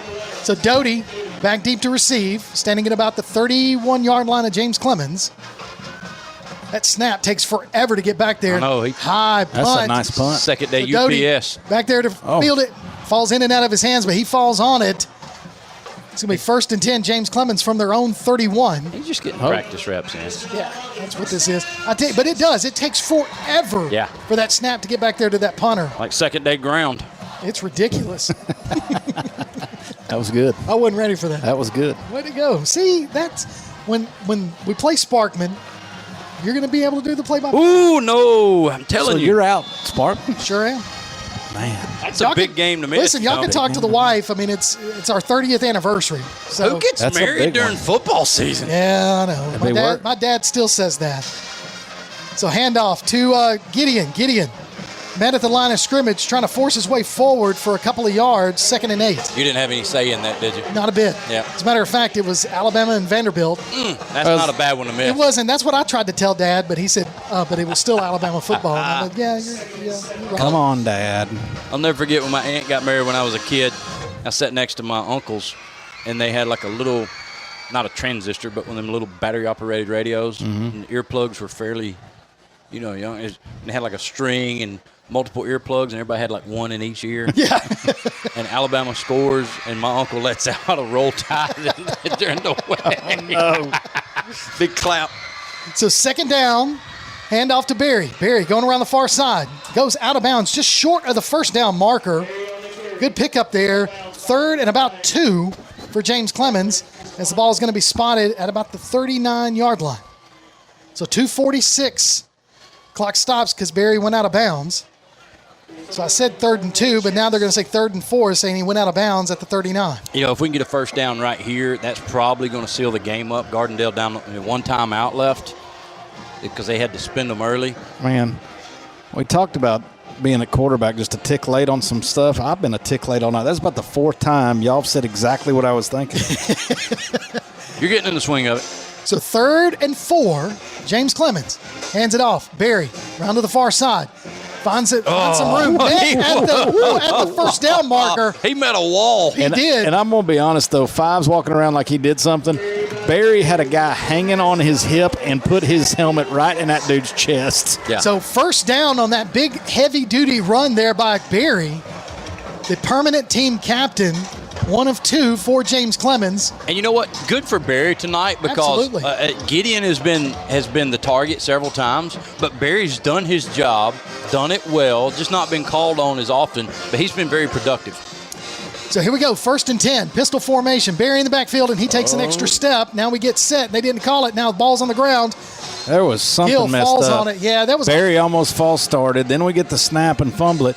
Going back to the Barry deal and Gideon, they've used Gideon early all over the place. And again, Barry being very selfless, kind of that county line culture we talk about, playing some fullback and blocking. But this is the time in the game where you're going to line that sucker back there and hand it to him and let him hammer down. Because ball security, leadership, football IQ, knowing the situation. And you've saved his legs. Yes. And they kind of did that with him and DJ last year. There'd be times in the game where you'd see DJ a bunch, and then all of a sudden Barry's back and he's they fresh. rode the hot hand. Yep. And then late in the game, you had a guy that was fresh. So there was a penalty on the play. After the play, it was a dead ball foul against James Clemens. Boy, I bet that gets discussed this week. That's about the 3rd one, isn't it? Well, and this is probably the most crucial one because you're trying to keep that ball and keep moving the chains to run this clock out and get out of here with a win. Now it's 2nd down and forever. Yeah. I mean, the ball is now all the way out to the James Clemens. 20, almost 25 yards. 28. Looks like it's at the 28. So they've got to get to the Gardendale 47 for a first down. Some idiot over here on the left side of the room alluded to we could run the clock out. Yeah, that's what I meant, 25 yards for the first down. Yeah. Oh, I got you. I see what you're saying. You're saying, no, the 28-yard line. No, you're saying 25 yards. 25, second and 25. Copy. Copy, a lot of numbers. A lot of numbers. So handoff to Gideon. Gideon trying to find some room. He does. Still on his feet.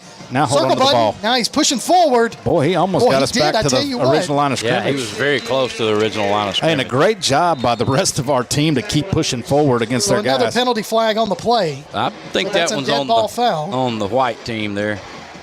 So we'll see. That'd be big. I don't know, but Gideon jumped up with his hands in the air. So that might have been a little. And maybe it was something against him because he jumped up like. Yeah, I don't know. Hope they didn't call it on him. We're having a discussion amongst the zebras. So. No, you call it. No, you call it. I'm not calling that. You call it. So as the play stands, it will be 3rd down and about 12. Face mask against the defense. He said number 5 for Gardendale, so he called him out. I don't remember 5 being on the field, but he's there. He is right there. Okay. Now so penalty flag. So that's going to move the ball up. Only 5 yards. So incident. They got that still in high school. 5-yard face mask instead of. So I guess they're saying an incidental face mask, and that was 5 yards instead of number 5. Maybe instead of number 5, it was 5 yards. Yeah, I didn't know we were calling out player number. I know you got on me a while ago for doing it, and I thought, well, he just did. Used to, because 73 got called for holding and chop block a lot. And they were quick to let my grandmother know in the stands it was me. So after the penalty, it'll be 3rd down and about 7 to go for the first down as the ball gets marked at the James Clemens 46-yard line. And there's a timeout on the field with 2:11 remaining in this ball game. James Clemens trying to hang on to a touchdown lead with the ball in this 3rd down. So this is a huge 3rd down for James Clemens and for Gardendale, trying to get a stop with no timeouts left because they just burnt their final timeout. So it'll be a huge thing to see what we can do on this 3rd down. At least try to get a little bit further past the 50 and punt them deep in their own territory. Yeah, if you can. So burning that last time out, if you can push them a little bit further and you still have to punt, that's still a lot of time you can run off a clock, right? You got 40-some-odd seconds, and then let the clock continue to run. Take the delay a game, punt it away. You know, maybe you get them down to about a minute 20. Sure. And they don't have timeouts? Force them to throw the football, which has been worked in our favor tonight, right? So, and I mean, they do. We know that they're going to do. They've done a hurry-up offense, relatively successful in the early parts of the game. Not as successful later on, but they have that capability. Here we go. So they're saying second down.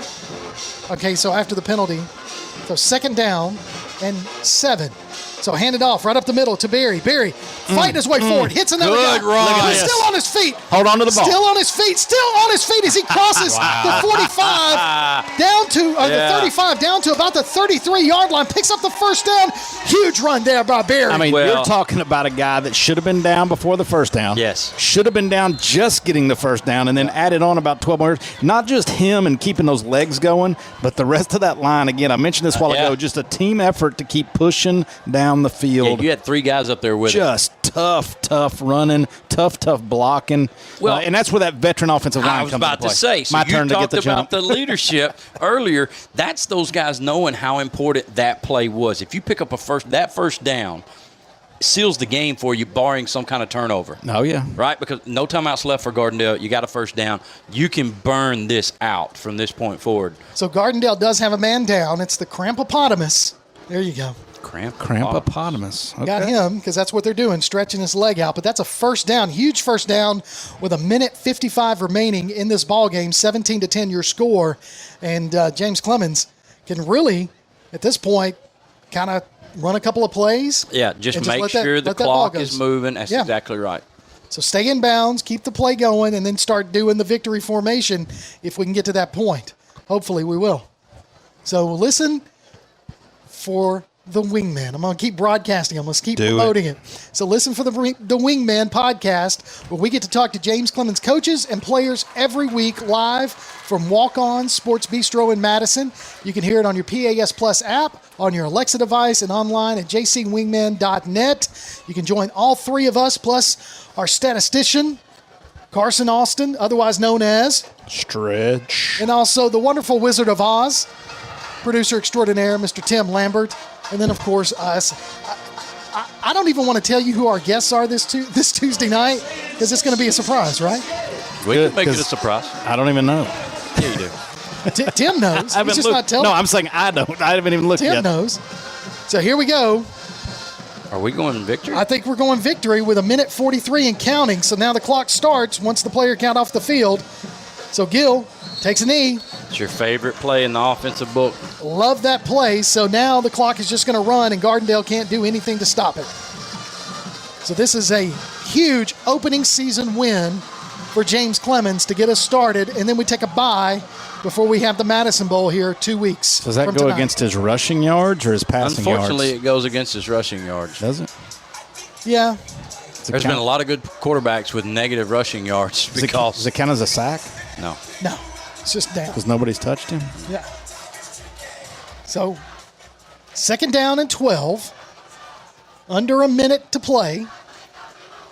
One more snap after this, and then that will ice the game. So now 3rd and 14 now. As you can hear Clay Coleman, Freak Daddy, playing a little MC Hammer. Micah Douglas feeling it out there on the field. Yeah, he is. Jumping up and down. I was looking for our statistician, but I ain't found him. Hey, he's right behind us. Oh, there he is. He's on cue. Receive. Too legit to quit, little MC Hammer. We'll have him here in just a little bit. Stretch will come in and do our stats for us as our final game stats, as the clock is now under 24 seconds. One more play, and that'll do it right here. That's it right here. James Clemens going to get away with an opening season win to start off 1-0 against the 6A Gardendale Rockets. That's a big win for these guys. This offense had some highlights, defense had some highlights, and a huge win here to kick off the 2024 season. We'll take a break. When we come back, we'll have some closing thoughts. We'll have some winners. We'll talk about our stats. We'll do it all. You're listening to James Clemens High School Football right here on PAS Plus. Mellow, a state of mind, a culture, a way of being. and the philosophy behind Mellow Mushroom Pizza Bakers. Since 1974, their mission has been to provide delicious food in a fun and creative environment.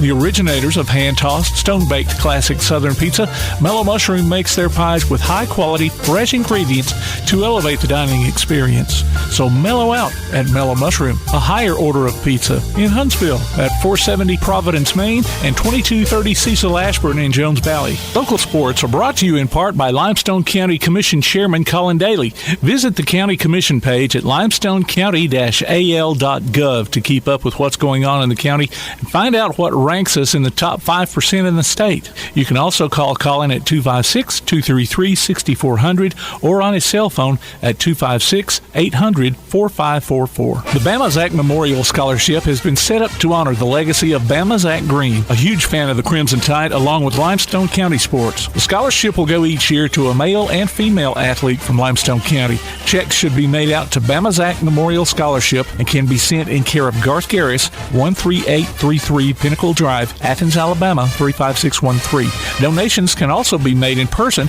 at First State Bank of the South at 1319 Highway 72 East in Athens. Thank you for showing your support for local athletes by giving to the Bama Zach Memorial Scholarship. Have you noticed bad behavior has become normalized at interscholastic athletic events? Some fans seem angry. They lack civility toward one another. Some even get aggressive and unruly. Time out! What is going on? This has to stop. Let's not forget, school sports aren't just about winning. And they're definitely not an excuse to take your frustrations out on the official or the opponent. They're about teaching lessons like perseverance, respect, and empathy, so students can learn and grow as people, not just as players. We all have a role to play in setting a good example for our students and teaching them these important values. So fans, it's time to step up your game and behave positively at interscholastic athletic events in Alabama. This message presented by the AHSAA and the Alabama High School Athletic Directors and Coaches Association. Now on a platform near you, the only year-round weekly podcast covering the Huntsville Havoc, the Wreakin' Havoc Podcast. News, interviews, and more. Dropping every Thursday, we'll just reek of the Huntsville Havoc. Check us out on Facebook, Twitter, and Instagram, and listen, follow, and subscribe on your favorite platform via the PAS Plus app and online at wreakinhavoc.com.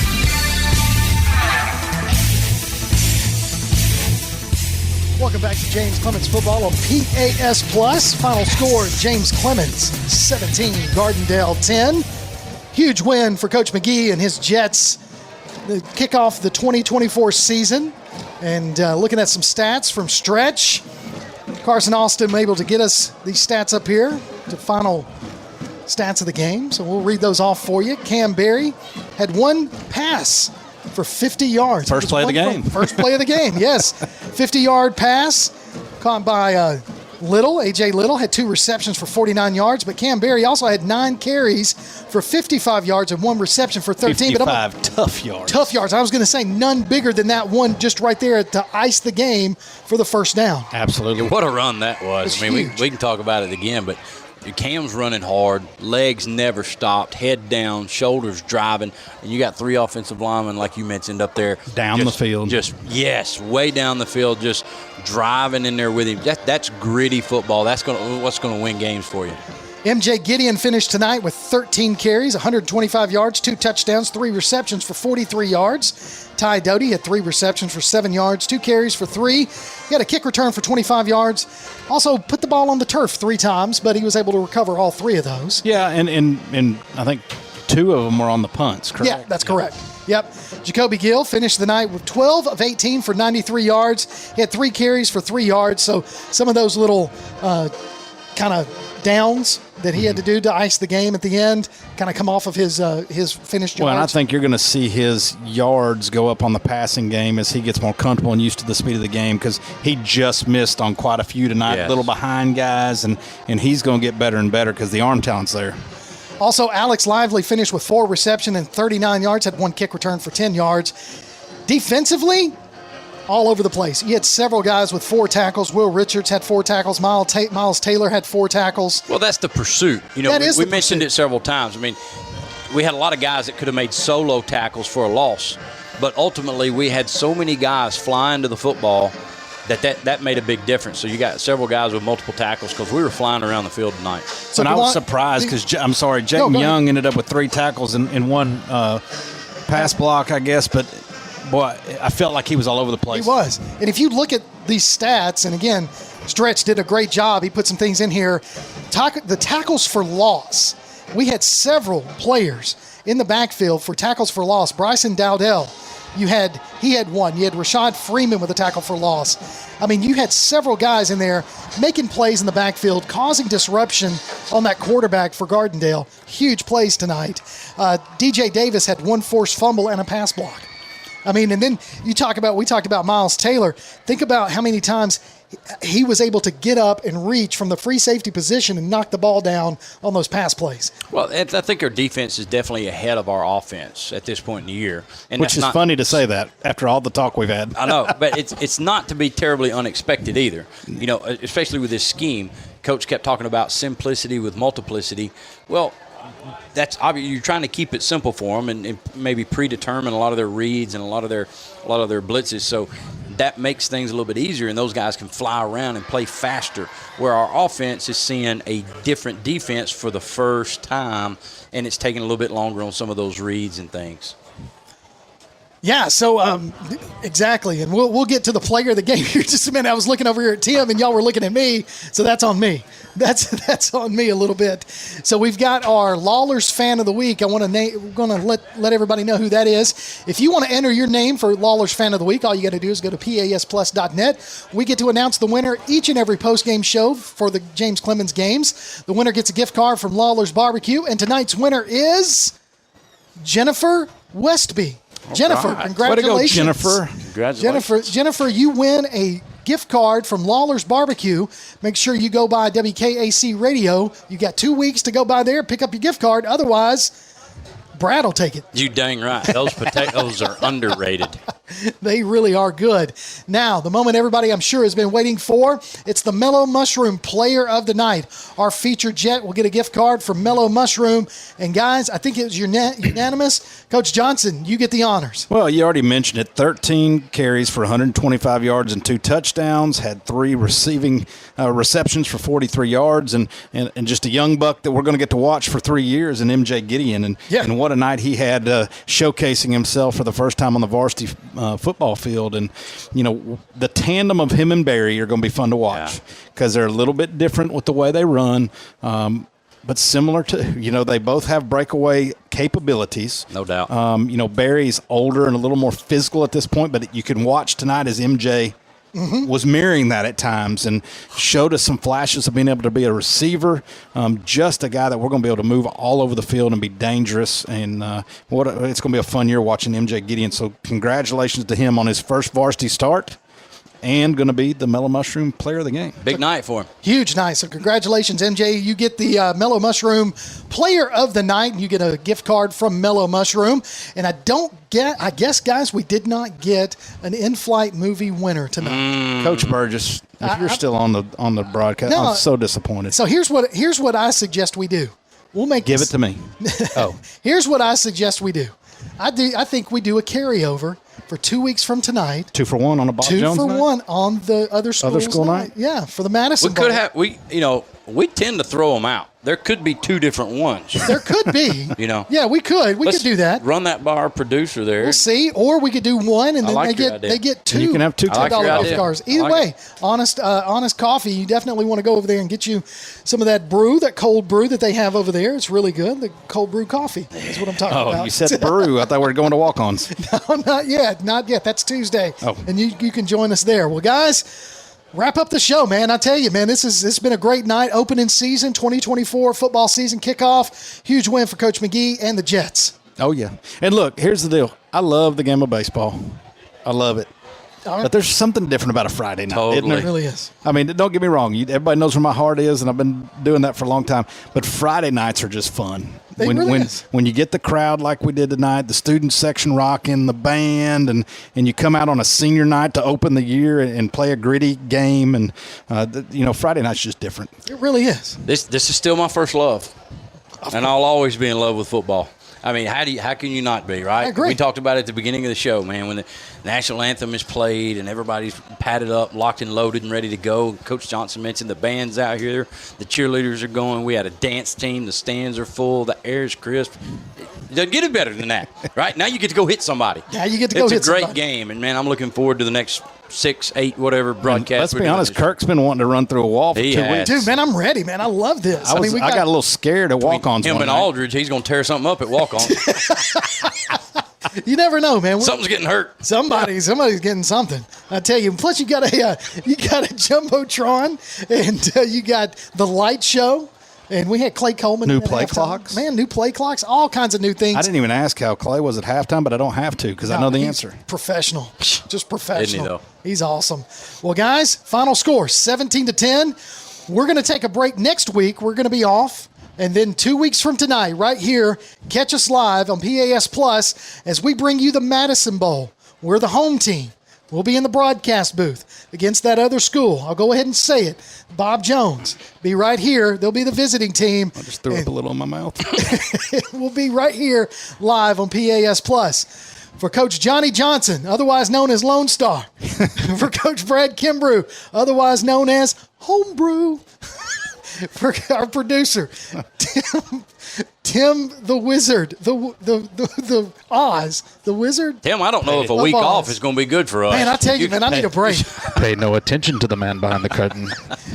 Our producer extraordinaire, Tim Lambert. Our statistician did a great job tonight. He did. Arson Austin, really appreciate him, too, bringing us tonight's stats to close out the show as well. I'm Kirk Pierce. Thanks for tuning in. You can catch us in 2 weeks. You've been listening to James Clemens Football on PAS Plus. You've been listening to James Clemens Football on PAS Plus. Listen to the archive of this game or past ones by going to PASplus.net. James Clemens Football is a production of the PAS Network.